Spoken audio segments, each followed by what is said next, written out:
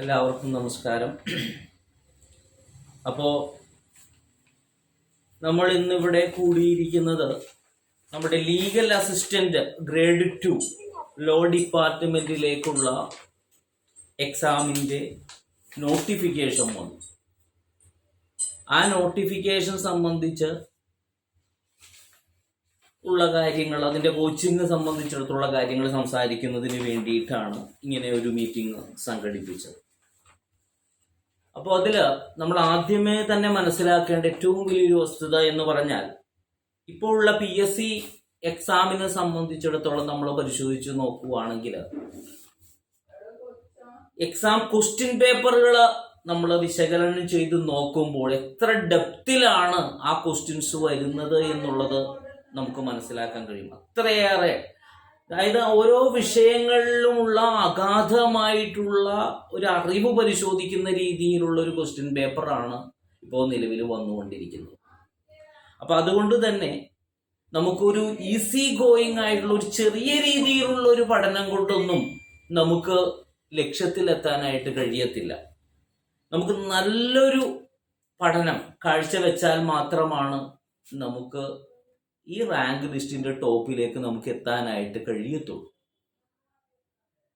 അപ്പൊ അതുകൊണ്ട് കോച്ചിങ് എടുക്കുന്ന കാര്യത്തിൽ വളരെയേറെ ശ്രദ്ധിച്ച് വേണം നമ്മൾ കോച്ചിങ് എടുക്കാനായിട്ട്. അതായത് ഇതിൽ സിലബസ് തന്നെ നമുക്കൊന്ന് എടുത്ത് പരിശോധിച്ച് നോക്കിക്കഴിഞ്ഞു കഴിഞ്ഞാൽ ലോയുടെ എല്ലാ പേപ്പറുകളും ഇതിലുണ്ട്.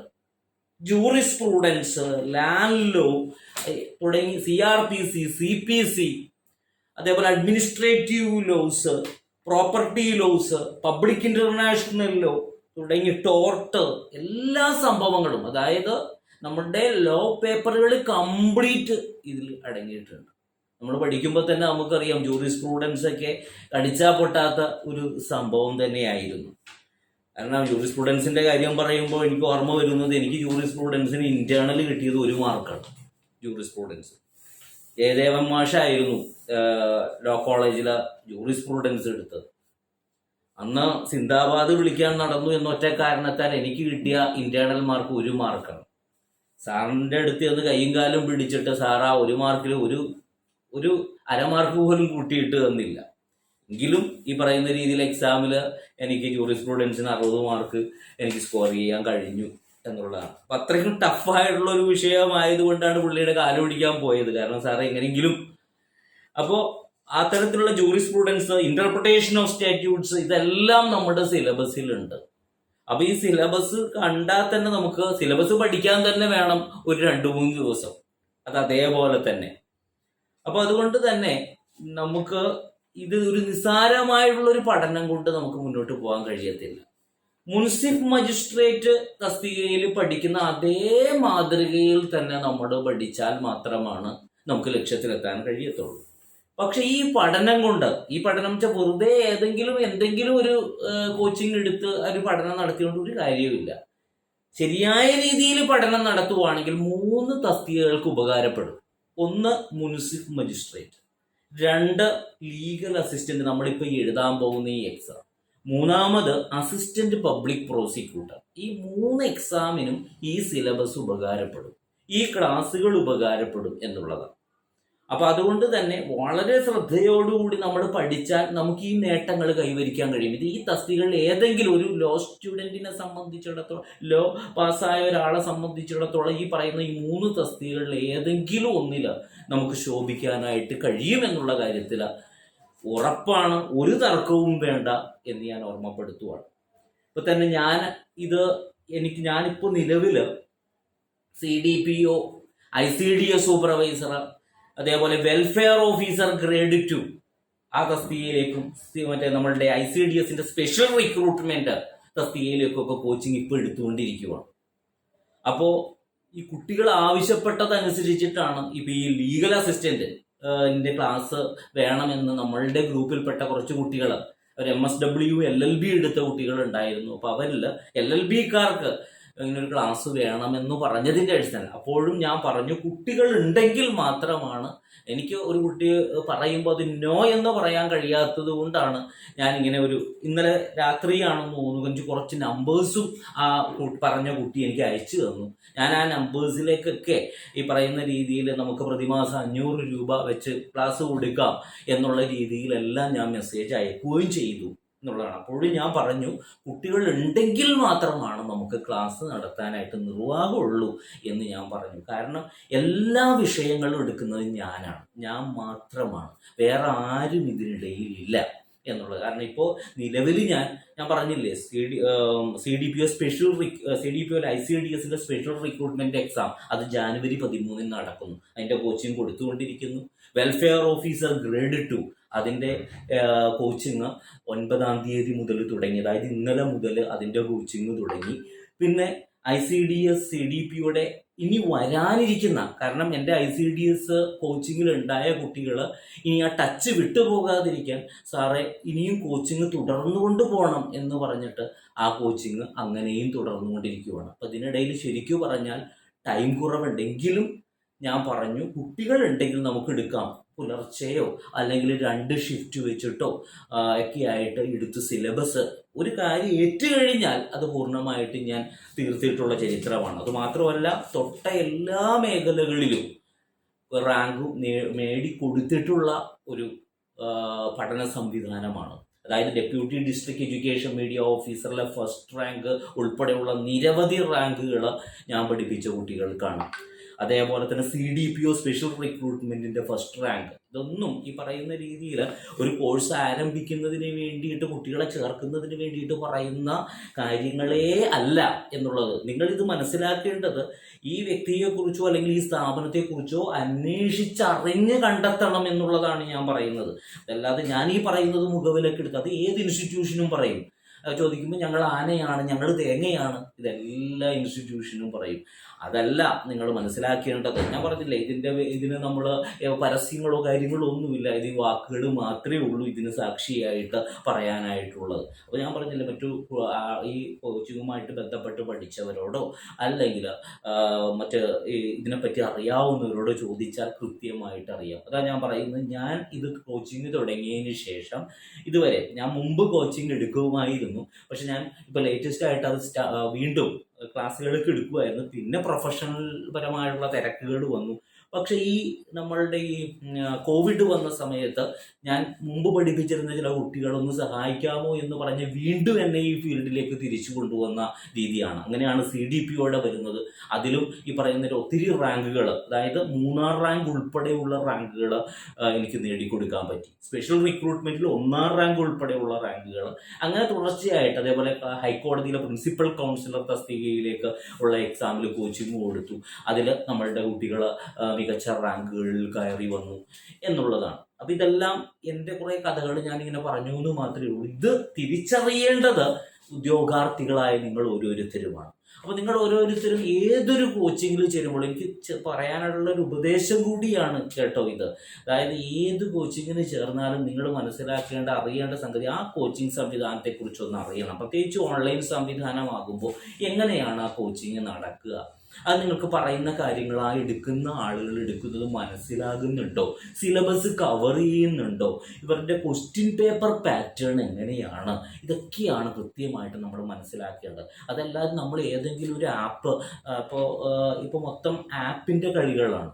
അപ്പോൾ ഏതെങ്കിലും ഒരു ആപ്പ് തരും, നമ്മളൊരു ഇത്ര രൂപ നമ്മളങ്ങ് അടച്ചു കഴിയുമ്പോൾ പക്ഷെ കൈ കിട്ടിക്കഴിയുമ്പോഴാണ് അതിലുള്ള കാര്യങ്ങൾ നമ്മൾ മനസ്സിലാക്കുന്നത്. കാരണം എല്ലാവരും ഇന്ന് ബിസിനസ് മൈൻഡാണ്. ഞാൻ പറഞ്ഞത് ആ ഒരു രീതിയിൽ പഠിച്ചതുകൊണ്ട് എവിടെയും എത്താനായിട്ട് കഴിയത്തില്ല. അങ്ങനെയാണ് ക്വസ്റ്റ്യൻ പേപ്പർ തയ്യാറാക്കുന്നത്. അതിനുള്ള എക്സാമ്പിളൊക്കെ ഞാനിപ്പോൾ ഈ വീഡിയോയിൽ ഞാൻ കാണിച്ചു തരാം. വെറുതെ നമ്മൾ പഠിച്ചത് അത്തമ്മേ പൂച്ച എന്ന് പറഞ്ഞ് പഠിച്ചിട്ട് ഒരു കാര്യമില്ല എന്നുള്ളത് നിങ്ങൾ ഓരോരുത്തരും മനസ്സിലാക്കണം. അപ്പം അത് കൃത്യമായിട്ട് മനസ്സിലാക്കിയിട്ട് വേണം ഏതൊരു കോച്ചിങ് സെൻറ്ററിലും സിലബസ് കവർ ചെയ്യുന്നുണ്ടോ എന്ന് നോക്കണം, നമുക്ക് എടുക്കുന്നത് മനസ്സിലാകുന്നുണ്ടോ എന്ന് നോക്കണം, ഡെപ്തിലേക്ക് ഇറങ്ങി കാര്യങ്ങൾ പഠിപ്പിക്കുന്നുണ്ടോ, അതുപോലെ ക്വസ്റ്റ്യൻ പേപ്പർ ഇപ്പോഴത്തെ PSC പാറ്റേണിലുള്ള ക്വസ്റ്റ്യൻ പേപ്പറുകൾ അവയിൽ നിന്ന് കിട്ടുന്നുണ്ടോ. ഇവിടെ എല്ലാവരും ചെയ്യുന്ന രീതി എന്താണെന്ന് അറിയാമോ? നെറ്റിൽ നിന്ന് ഏതെങ്കിലും ഇപ്പോൾ CPC ആണെങ്കിൽ നെറ്റിൽ കിടക്കുന്ന ഏതെങ്കിലും ക്വസ്റ്റ്യൻസ് എടുത്ത് അങ്ങ് തരും. അതൊന്നുമല്ല, നമ്മുടെ മുനിസിപ്പൽ മജിസ്ട്രേറ്റിന്റെ ടെസ്റ്റ് ഒന്ന് പോയി എഴുതി നോക്ക്. ഓരോ പ്രാവശ്യവും പുതിയ പുതിയ ക്വസ്റ്റ്യൻസ്. ഇപ്പോഴും നമ്മളുടെ ഈ നമ്മൾ ഈ എക്സാമുകളിൽ, അതായത് assistant public prosecutor, legal assistant, എല്ലാത്തിലും പുതിയ പുതിയ ക്വസ്റ്റ്യൻസ് ആണ്. അല്ലാതെ പഴയ ക്വസ്റ്റ്യൻസ് റിപ്പീറ്റ് ചെയ്തൊന്നും വരുന്നൊരു ചരിത്രമല്ല. അപ്പോൾ നമ്മൾ അത്രയും ഡെപ്തിൽ കാര്യങ്ങൾ മനസ്സിലാക്കിയാൽ മാത്രമാണ് നമുക്ക് ലക്ഷ്യത്തിലെത്താനായിട്ട് കഴിയത്തുള്ളൂ. അപ്പോൾ അതുകൊണ്ട് തന്നെ ആദ്യം നമ്മൾ കോച്ചിങ് തിരഞ്ഞെടുക്കുമ്പോൾ നല്ല രീതിയിൽ ശ്രദ്ധിച്ചിട്ട് വേണം. അതാണ് ഞാൻ പറയുന്നത്, എന്നെ സ്വീകരിക്കുകയാണെങ്കിൽ തന്നെയും എന്നെ മനസ്സിലാക്കിയിട്ട് വേണം ജോയിൻ ചെയ്യാനായിട്ട്. അതല്ലാതെ വെറുതെ ഓടി 500 രൂപയൊക്കെ അവിടെ കോഴ്സ് കൊടുക്കുന്നു, ഓടി വന്ന് എന്നാൽ ചേർന്നേക്കാം, 500 രൂപയല്ലേ പോകുന്നുള്ളൂ. അങ്ങനെ ഒരിക്കലും ചെയ്യരുത്. കാരണം വെച്ചാൽ അങ്ങനെ ചെയ്തിട്ട് നിങ്ങളുടെ ഭാവി നിങ്ങൾ തുലാസിലാക്കി കളയരുത്. ചിലപ്പോൾ 100 പേരുണ്ടെങ്കിൽ ചിലപ്പോൾ 80 പേർക്ക് ഞാൻ എടുക്കുന്ന ക്ലാസ് ചിലപ്പോൾ മനസ്സിലാകാത്തുള്ളൂ. 20 പേർക്കും മനസ്സിലാകാത്തവരുണ്ടെങ്കിൽ ആ മനസ്സിലാകാത്ത ഒരാൾ നിങ്ങളാണെങ്കിലോ. അതാണ് ഞാൻ പറയുന്നത്, കൃത്യമായിട്ട് ഈ ക്ലാസ്സുകൾ മനസ്സിലാകുന്നുണ്ടോ, ഈ ക്ലാസ്സുകൾ കൊണ്ട് നേട്ടം ആർക്കെങ്കിലും ഉണ്ടായിട്ടുണ്ടോ, ക്വസ്റ്റ്യൻ പേപ്പറുകൾ കൃത്യമായിട്ട് കിട്ടിയിട്ടുണ്ടോ, സിലബസ് കവർ ചെയ്തിട്ടുണ്ടോ, ഇതെല്ലാം കൃത്യമായിട്ട് ഏതൊരു കോച്ചിങ് സ്ഥാപനം തിരഞ്ഞെടുക്കുമ്പോഴും നിങ്ങൾ മനസ്സിലാക്കണം. അപ്പോൾ നമ്മൾ കോച്ചിങ് സ്ഥാപനം തിരഞ്ഞെടുക്കുന്ന കാര്യത്തെ പറ്റി പറഞ്ഞു. ഇനി നമുക്ക് നോട്ടിഫിക്കേഷനിലേക്ക് കിടക്കാം. അതായത് നമ്മുടെ ഈ തസ്തിക എന്ന് പറഞ്ഞാൽ ഭയങ്കര ഒരു തസ്തികയാണ്. അതായത് നല്ലൊരു സ്റ്റേറ്റസ് അല്ലെങ്കിൽ ഒരു പവർ ഉള്ള ഒരു തസ്തികയാണ്. അതുകൊണ്ട് തന്നെ നിങ്ങൾ ഒരിക്കലും അത് തള്ളിക്കളയരുത്. ആ ഒരു അവസരം നിങ്ങൾ ഒരിക്കലും, ഈ ഒഴിവുകളില്ല, ആൻറ്റിസിപ്പേറ്റഡ് വേക്കൻസി ആണ് എന്ന് കരുതിക്കൊണ്ട് നിങ്ങൾ എനിക്ക് കിട്ടത്തില്ല, അത് വളരെ നിസാര ഒഴിവുകളല്ലേ ഉള്ളൂ, അങ്ങനെയല്ല നിങ്ങൾ വിചാരിക്കേണ്ടത്. ഏത് തസ്തിക വന്നാലും നിങ്ങൾ അപ്ലൈ ചെയ്യണം, അതിനുവേണ്ടി പരിശ്രമിക്കണം. നിങ്ങളുടെ ആ പരിശ്രമം, നിങ്ങളുടെ അതിനു വേണ്ടിയിട്ടുള്ള ആ അധ്വാനമാണ് നിങ്ങളെ ലക്ഷ്യത്തിലേക്ക് എത്തിക്കുന്നത്. അതല്ലാതെ ഒഴിവുകളുടെ എണ്ണത്തിലേക്ക് നിങ്ങൾ ഒരിക്കലും നോക്കരുത്. നിങ്ങൾ ശ്രദ്ധിക്കേണ്ടത് നിങ്ങളുടെ വയസ്സിലേക്കാണ്.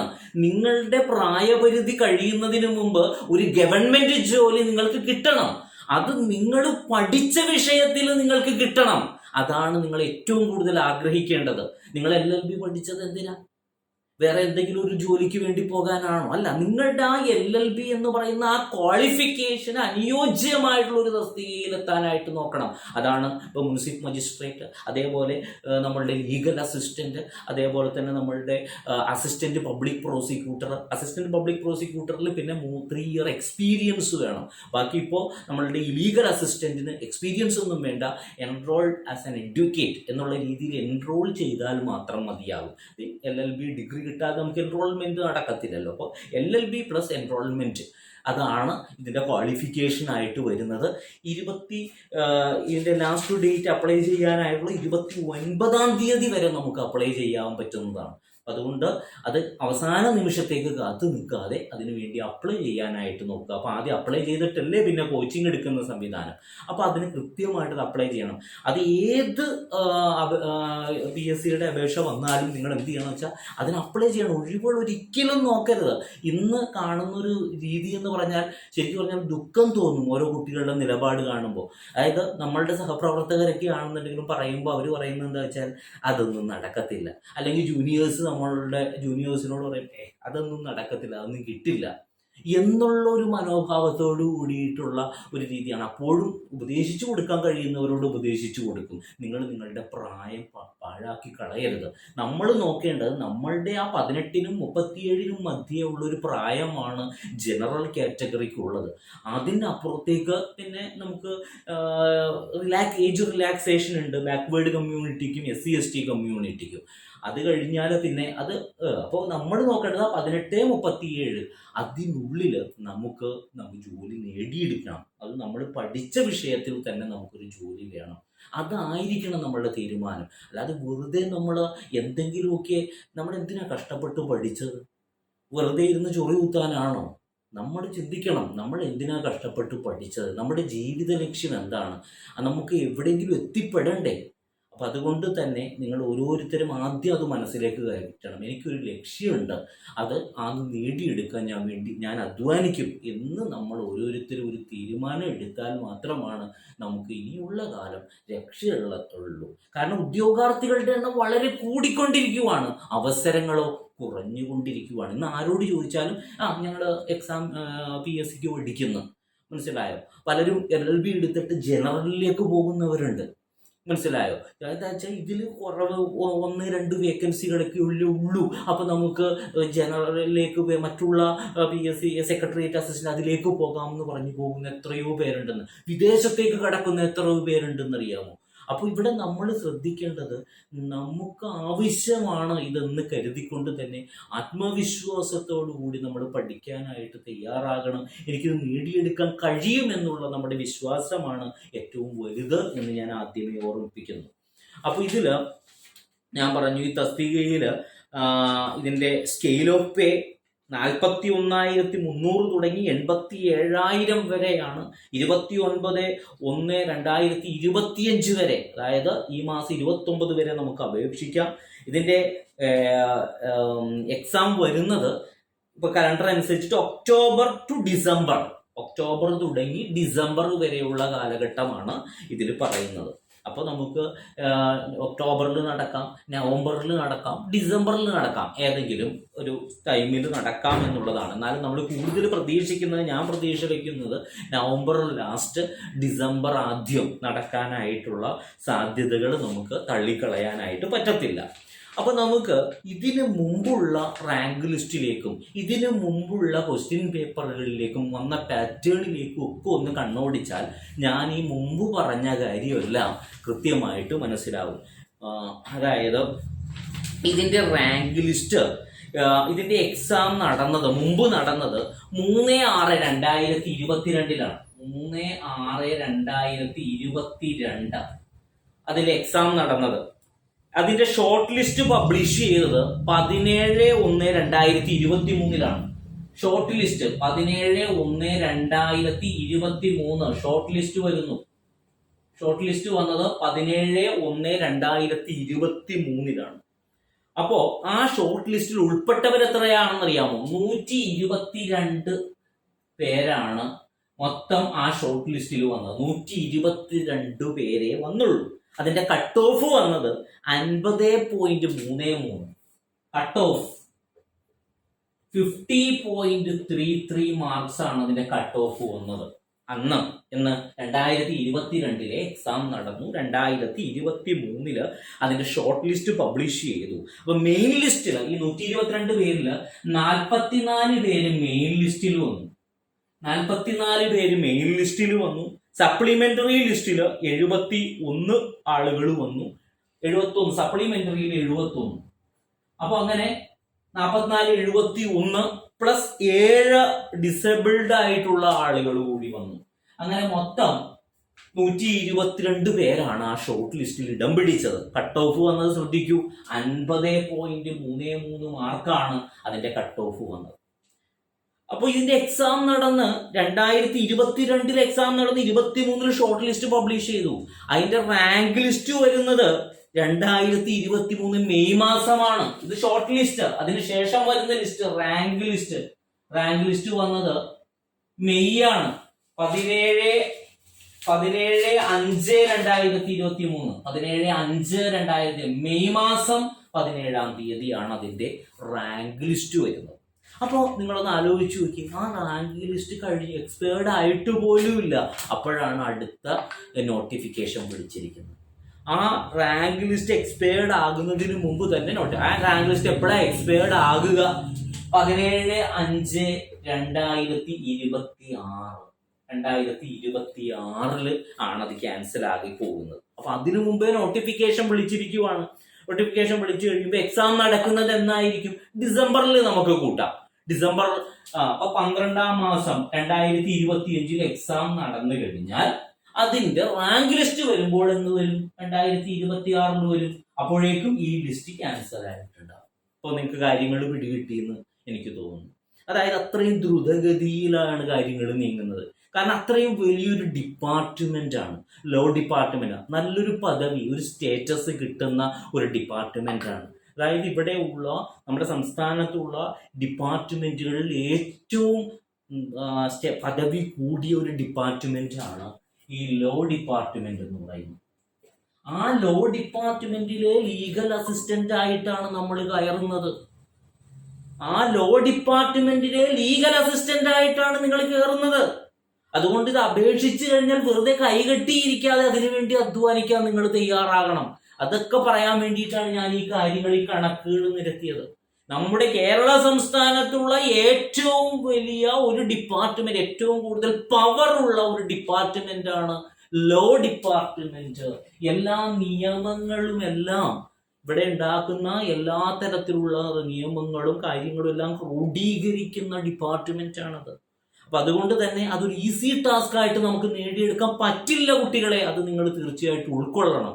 അതുകൊണ്ട് നിങ്ങൾ LLB ഒക്കെ പഠിച്ചവരാണ്. അതുകൊണ്ട് തന്നെ നിങ്ങൾ അത് മനസ്സിലാക്കിക്കൊണ്ട്, ഞാൻ ഈ പറയുന്നതിൽ യാഥാർത്ഥ്യമില്ലേ, റിയലായിട്ടുള്ള ഒരു ഫാക്റ്റ് അല്ലേ ഞാൻ നിങ്ങളുടെ മുമ്പിൽ വെക്കുന്നതെന്ന് നിങ്ങളൊന്ന് ഉറച്ചൊന്ന് ആലോചിച്ച് നോക്കുക. ഞാൻ ഈ പറയുന്നതിൽ സത്യമില്ലേ എന്നുള്ളത്.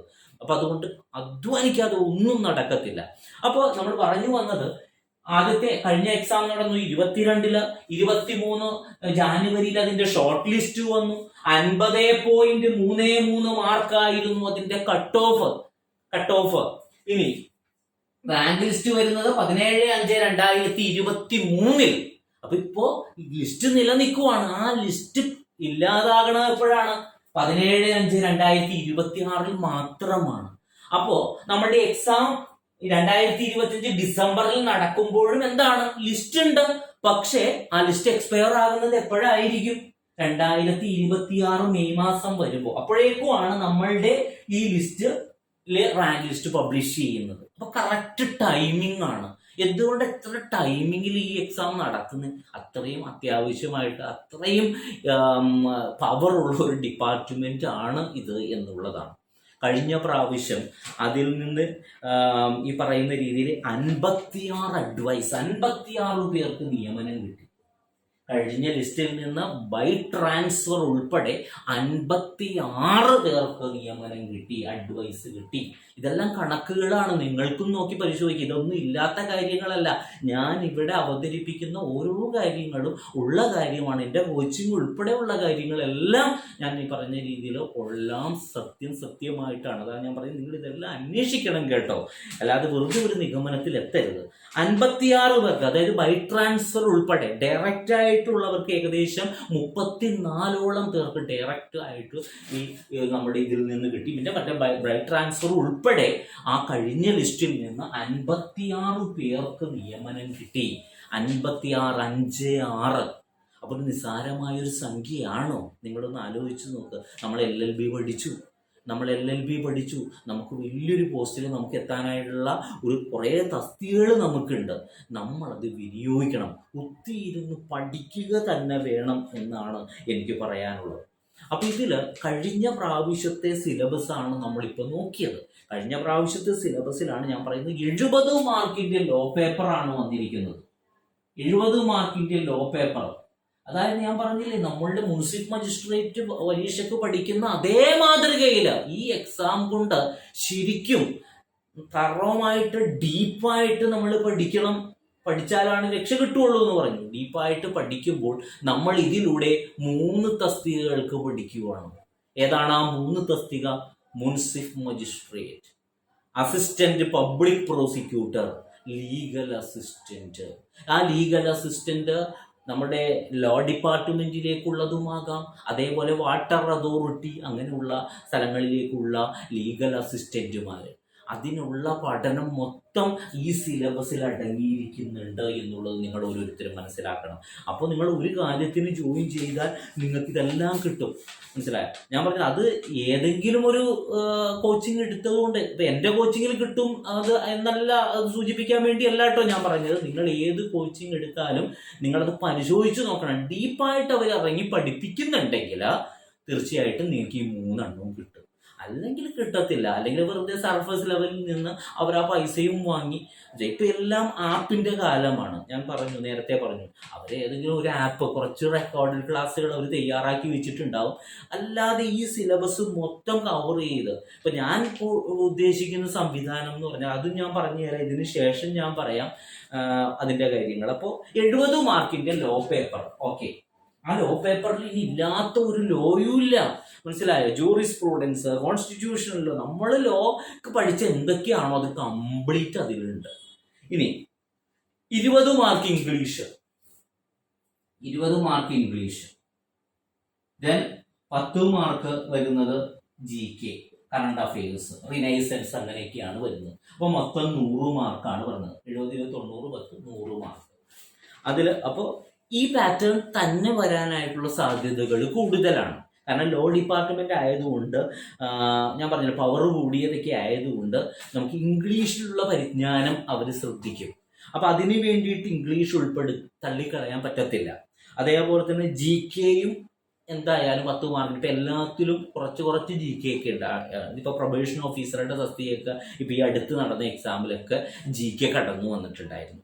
അതിന്റെ കോച്ചിങ് ഞാൻ കൊടുത്തതാണ് കേട്ടോ. അപ്പൊ അതിനെക്കുറിച്ച് പറയുകയാണെങ്കിൽ ഞാൻ ഇട്ട 63 ക്വസ്റ്റ്യൻ അതേപോലെ തന്നെ പ്രൊബേഷൻ ഓഫീസറിൽ വന്നു എന്നുള്ളതാണ്. ഞാൻ പറഞ്ഞില്ലേ, ഇതെല്ലാം അന്വേഷിക്കണം. അന്വേഷിക്കാതെ ഞാൻ ഈ പറയുന്നത് ഒരിക്കലും മുഖവിലക്ക് എടുക്കരുത്. ഈ VAJ അക്കാഡമിക്സ് എന്നാണ് പേര്. ആ അക്കാഡമിക്സിൽ പഠിച്ച ഏതെങ്കിലും ഒരു കുട്ടികളോട് ഒന്ന് അന്വേഷിച്ച് നോക്കിയിട്ടാണ് തീരുമാനത്തിലും നിഗമനത്തിലും എത്തേണ്ടത്. തെളിവ് എൻ്റെ കയ്യിലുണ്ട്. കാരണം ഞാൻ ഇട്ട ക്വസ്റ്റ്യൻ പേപ്പറിൽ എനിക്ക് കണ്ടാൽ അറിയാൻ കഴിയും. അതുകൊണ്ടാണ് ഞാൻ പറയുന്നത് ഇത്രയും ആത്മവിശ്വാസത്തോടു. അപ്പോ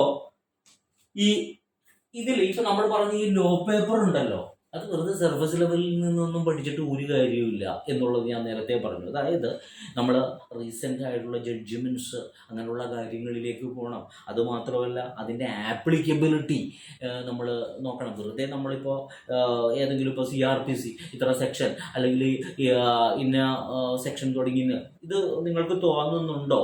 നിങ്ങൾ ഏതെങ്കിലും ഇപ്പോൾ ഒരു ആപ്പ് നമ്മൾ പർച്ചേസ് ചെയ്ത് കഴിഞ്ഞാൽ നിങ്ങളത് കണ്ട് ഓൺലൈൻ ക്ലാസ് ആണെങ്കിൽ ഓക്കെ, നമ്മൾക്ക് ഒരു ആപ്പ് നമുക്ക് തരുവാണെന്നുണ്ടെങ്കിൽ അതിൽ ഈ മുഴുവൻ സ്റ്റഫുകൾ ഇടങ്ങിയിട്ടുണ്ടാകും എന്നുള്ളത് ഉറപ്പാണോ? എനിക്ക് അതിന് സംശയമുണ്ട്.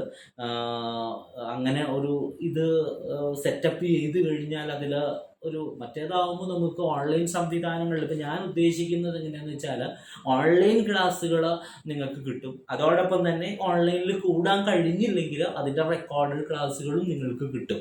മനസ്സിലായോ? പിന്നെ ക്വസ്റ്റ്യൻ പേപ്പറാണ് ഇനിയുള്ള കാലം ശ്രദ്ധിക്കേണ്ടത്. അതായത് ഈ PSC ക്വസ്റ്റ്യൻസ് ഇപ്പം നമ്മൾ എടുത്ത് പരിശോധിച്ച് നോക്കിയാൽ ഒരു എക്സാമ്പിൾ ഞാൻ പറയുവാണെങ്കിൽ നമ്മുടെ കഴിഞ്ഞ ക്വസ്റ്റ്യൻ പേപ്പറിൽ വന്നൊരു ചോദ്യമാണ്, which of the following is true. ഇപ്പം എല്ലാം സ്റ്റേറ്റ്മെന്റ് രൂപത്തിലുള്ള ക്വസ്റ്റ്യൻസ് ആണ്. അതിൽ ആ ക്വസ്റ്റ്യൻ ഇതാണ്, dying declaration stands on same footing as any other piece of evidence. ശരിയായ പ്രസ്താവനയാണോ എന്നാണ് ചോദ്യം. രണ്ടാമത്തെ option, a dying declaration recorded by the magistrate in question answer form stands on much higher footing. മൂന്നാമത്തെ ഓപ്ഷൻ പറയുന്നു, dying declaration is admissible in evidence even though it has not been made on oath. നാലാമത്തെ option, all of the above. ഒരു minimum ലെവലിൽ പഠിച്ചാലൊന്നും ഈ പറയുന്നതിനൊന്നും answer ചെയ്യാൻ പറ്റില്ല. വെറുതെ പിന്നെ കറക്കിക്കുത്താം, അല്ലെങ്കിൽ ഒരു സാമാന്യ പരിചയം കൊണ്ട് എഴുതാം എന്നൊക്കെ വിചാരിച്ച് എഴുതാൻ. പക്ഷെ പഠിച്ചാൽ മാത്രമാണ് അതിന് ആൻസർ ചെയ്യാൻ പറ്റത്തുള്ളൂ. അതിന്റെ ആൻസർ വരുന്നത് ഓൾ ഓഫ് ദ അബവ് ആണ്.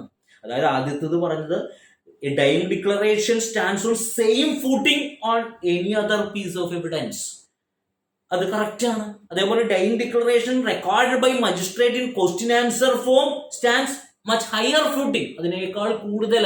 അതായത് ക്വസ്റ്റ്യൻ മജിസ്ട്രേറ്റ് റെക്കോർഡ് ചെയ്യുമ്പോൾ.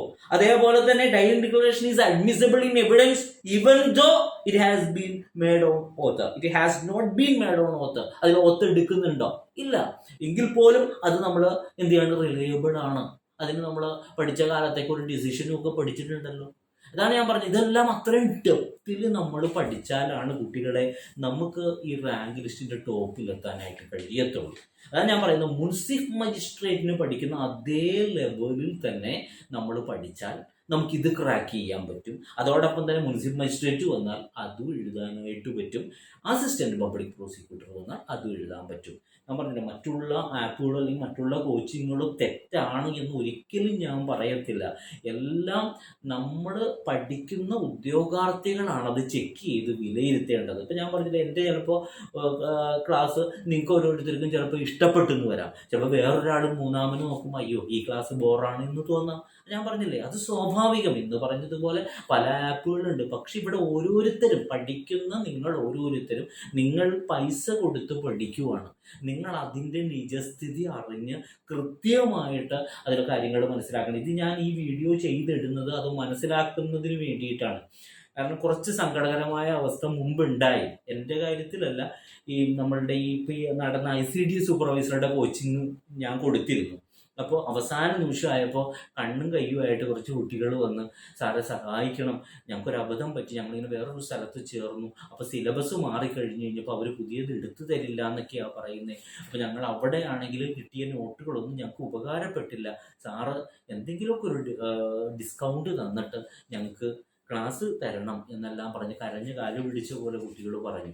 പക്ഷെ നമ്മളൊരു ഫീസിൽ ഇവിടെ നടത്തുമ്പോൾ വീണ്ടും അതിൽ നമുക്കൊരു ചെയ്യാനായിട്ട് അവർ വീണവരെ ചവിട്ടുമല്ല ഞാൻ ചെയ്തത്. ഞാൻ അവരോട് പറഞ്ഞു എങ്ങനെയാ കുട്ടികളെ ഇങ്ങനെ ചെയ്യാൻ പറ്റുക? അപ്പോൾ അവർ പറഞ്ഞു എങ്ങനെയെങ്കിലും സാറ് കുറച്ച് പൈസ, ഞങ്ങൾ 5 പേരുണ്ട്, അപ്പോൾ സാർ എന്തെങ്കിലും ഒരു രീതിയിൽ, അതായത് ഞാൻ 9,000 രൂപയായിരുന്നു അതിന് ഫീസ് വാങ്ങിയത്. അപ്പോൾ എന്നോട് പറഞ്ഞു സാറേ ഒരു 5,000 രൂപയ്ക്ക് ഞങ്ങൾക്ക് തരാനായിട്ട് കഴിയൂ. അപ്പോൾ എനിക്ക് ഇവിടെ ബാക്കി നിൽക്കുന്നവരെ എനിക്ക് ചതിക്കാൻ പറ്റും. ഇതിൽ അവസാന നിമിഷം വന്നിട്ട് ഇത് നമ്മുടെ എല്ലാ സാധനങ്ങളും ഈ പറയുന്ന എൻ്റെ ക്ലാസ്സുകളെല്ലാം ഒറ്റ ഒരു ഫോൾഡറിലാണ് കിടക്കുന്നത്.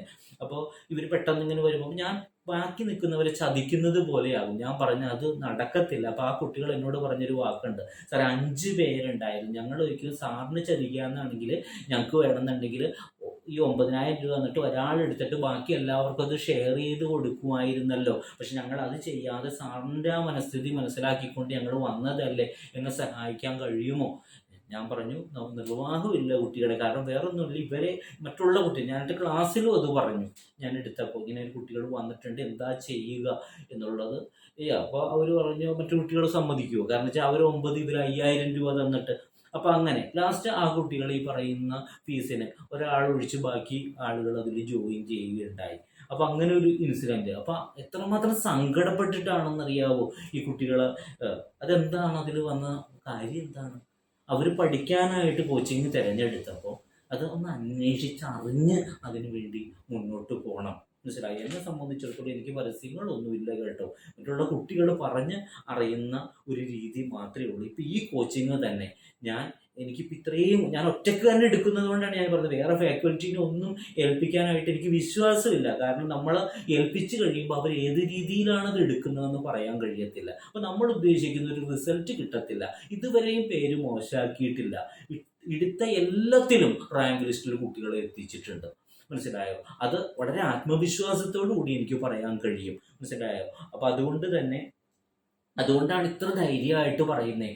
ഏത് കുട്ടിയോട് വേണമെന്നുണ്ടെങ്കിലും ഒന്ന് ചോദിച്ച് മനസ്സിലാക്കിയിട്ട് ജോയിൻ ചെയ്താൽ മതി എന്നുള്ളത് ഞാൻ പറയുന്നത്. ഇന്നത്തെ കാലമാണ്, പ്രത്യേകിച്ച് ഓൺലൈനാണ്.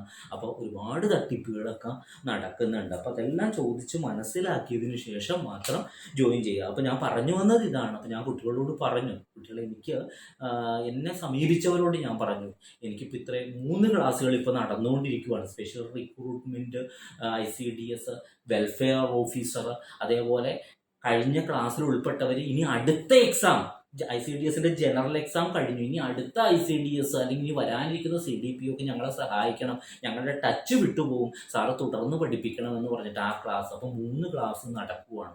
അതിനിടയിലാണ് ഈ കുട്ടികൾ വന്നിട്ട് എന്നോടിങ്ങനെ ലീഗൽ അസിസ്റ്റൻ്റ് ക്ലാസ് സാറ് ചെയ്യൂ സാറേ ഞാൻ പറഞ്ഞു ചെയ്യുന്നത് കൊണ്ട് കുഴപ്പമില്ല, കുട്ടികൾ ഉണ്ടെങ്കിൽ ഞാൻ നിങ്ങൾക്ക് എടുത്തു തരാം. അപ്പോൾ ഏതെങ്കിലും ഒരു ഒന്നുകിൽ പുലർച്ചെ എടുക്കാം, അതല്ലെങ്കിൽ 9 o'clock ശേഷം എടുക്കാം. കാരണം എനിക്ക് എൻ്റെ പ്രൊഫഷനും പോകണം, ക്ലാസ്സുകളും ഒക്കെ പോകണം. അപ്പോൾ കുട്ടികൾ പറഞ്ഞു, ഇന്നലെ തന്നെ എനിക്ക് കുറച്ച് നമ്പേഴ്സ് അയച്ചു തന്നിട്ട് പറഞ്ഞു, ഈ നമ്പേഴ്സൊക്കെ അപ്ലൈ ചെയ്തവരാണ്, അവർക്കൊക്കെ സാറ് ഒരു പോസ്റ്റർ പോലെ ഉണ്ടാക്കിയിട്ട് അയച്ചു കൊടുക്കാൻ പറഞ്ഞു. ഇന്നലെ ഞാൻ കുറേ പേർക്കൊക്കെ അയച്ചു കൊടുക്കുകയൊക്കെ ചെയ്തു. ഞാൻ പറഞ്ഞില്ലേ. അപ്പോൾ ഇനിയിപ്പോൾ ഈ ചെയ്യുന്ന ക്ലാസ്സും യൂട്യൂബിൽ ഇടുന്നുണ്ട്.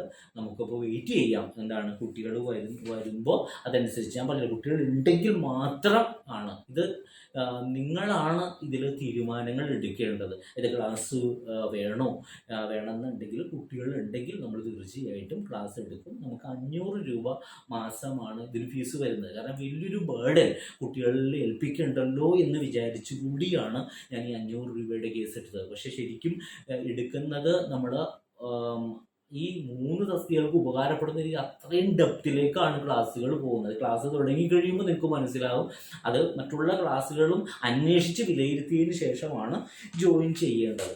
അതേപോലെ ഈ ഓരോരോ കഴിഞ്ഞ പ്രാവശ്യം വന്ന ആ ക്വസ്റ്റ്യനിൽ വേറൊരു ക്വസ്റ്റ്യൻ ഒന്ന് നമുക്ക് അനലൈസ് ചെയ്ത് നോക്കാം. A woman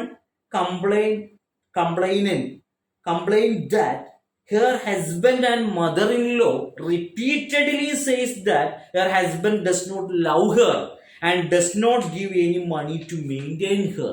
They also threaten to throw her out of her home. Which of these acts can be done under the Protection of Women from Domestic Violence Act 2005? Question കണ്ടോ? ഒരു paragraph മുഴുവനും ഉണ്ട് ഒരു question. കഴിഞ്ഞ പ്രാവശ്യത്തിൽ ചോദിച്ച ചോദ്യമാണത്. അത്രയും ഇതായിട്ട്, അതായത് അത്രയും ഡെപ്തിലാണ് ആ ക്വസ്റ്റ്യൻ ചോദിച്ചിരിക്കുന്നത്. ആ ക്വസ്റ്റ്യൻ ഒന്നുകൂടി ഒന്ന് വായിക്കാം. A woman complained that her husband and mother-in-law repeatedly says that her husband does not love her and does not give any money to maintain her. They also threaten to throw her out of her home. അതായത് അവർ പറയുന്നു അവരുടെ husband does not love her, അതേപോലെ does not give any money to അവരെ അവർക്ക് maintenance കൊടുക്കുന്നില്ല, അവരെ ആ ഹോമിൽ നിന്ന് അവരെ പുറത്താക്കുമെന്ന് ഭീഷണിപ്പെടുത്തിക്കൊണ്ടിരിക്കുന്നു. അങ്ങനെയാണെങ്കിൽ DV ആക്ട് പ്രകാരം ഏതാണ് ശരിയായിട്ടുള്ള കാര്യം? അപ്പോൾ DV ആക്ട് നമ്മൾ പഠിച്ചാൽ, അരച്ചു കലക്കി പഠിച്ചാലാണ് അതിൻ്റെ ആൻസർ എഴുതാൻ പറ്റത്തുള്ളൂ. ഓപ്ഷനിൽ പറയുന്നത് raise a complaint against the ഹസ്ബൻഡിനെതിരെ കംപ്ലൈന്റ് കൊടുക്കാം, ശരിയാണ്. Raise a complaint her mother in law കൊടുക്കാൻ പാടില്ലേ? മദർ-ഇൻ-ലോക്ക് എതിരെ കൊടുക്കാം, അതും ശരിയാണ്. അപ്ലൈ ഫോർ മന്ത്ലി മെയിൻ്റെനൻസിന് വേണ്ടി ആപ്ലിക്കേഷൻ സബ്മിറ്റ് ചെയ്യാം, ശരിയായ പ്രസ്താവനയല്ലേ? അപ്പൊ എന്നിട്ട് ഓപ്ഷൻ കൊടുത്തിരിക്കുകയാണ് only 1 and 2, only 2 and 3, only 1 and 3, all of them. അപ്പോൾ നമ്മൾ അത്രയും ഡെപ്തിൽ ആ ആക്ട് മനസ്സിലാക്കിയാൽ മാത്രമാണ് നമുക്ക് എഴുതാനായിട്ട് കഴിയത്തുള്ളൂ. അതിന്റെ ആൻസർ എന്താ? ഓൾ ഓഫ് ദ എബവ് ആണ്. മനസ്സിലായോ? അപ്പോൾ അത്രയും. അപ്പോൾ ഞാനിത് അനലൈസ് ചെയ്ത് പറയാനായിട്ടുള്ള കാര്യം, നിങ്ങൾ കോച്ചിങ്ങിൽ ജോയിൻ ചെയ്യുകയോ ചെയ്യാതിരിക്കുകയോ നിങ്ങൾക്ക് ചെയ്യാം. അതെല്ലാം നിങ്ങളുടെ ഡിസ്ക്രിഷണറി പവറാണ്, നിങ്ങളുടെ ഡിസ്ക്രിഷനാണ്, നിങ്ങളുടെ വിവേചനാധികാരമാണ്. പക്ഷേ നിങ്ങൾ എവിടെ ജോയിൻ ചെയ്താലും, എങ്ങനെ ജോയിൻ ചെയ്താലും നിങ്ങൾ കാര്യങ്ങൾ മനസ്സിലാക്കി നിങ്ങൾ ജോയിൻ ചെയ്യണം. അതേപോലെ തന്നെ നിങ്ങൾ പഠിക്കുന്ന കാര്യത്തിൽ ഒരിക്കലും വിമുഖത കാണിക്കരുത്. അതായത് പഠിച്ചാൽ മാത്രമാണ്. 11 മാസം നമ്മുടെ മുമ്പിലുണ്ട്. 11 മാസം മുമ്പിലുണ്ട്. ഈ 11 മാസം നമുക്ക് പഠിക്കാനുള്ള വിഷയങ്ങൾ നിങ്ങൾ പ്രാക്ടീസ് ചെയ്യുന്നവരാണെങ്കിൽ നിങ്ങൾക്ക് അതിന് ഉപകാരപ്പെടുന്ന കാര്യങ്ങളാണ്. ഈ 3 തസ്തികകൾക്ക് ഉപകാരപ്പെടുന്നതാണ്. ഇതെല്ലാം മനസ്സിൽ വെച്ചുകൊണ്ട് ആ പഠിച്ച LLB കൊണ്ട് എനിക്ക് ഉപകാരം ഉണ്ടാകണമേ തമ്പുരാനെ എന്ന് കരുതിയിട്ട് വേണം പഠിക്കാനായിട്ട്, ഇറങ്ങാനായിട്ട്. എന്നാൽ തീർച്ചയായിട്ടും അത് ഉപകാരപ്പെടും എന്നുള്ളതിൽ യാതൊരുവിധ തർക്കവുമില്ല എന്ന് ഞാൻ ഓർമ്മപ്പെടുത്തുവാണ്.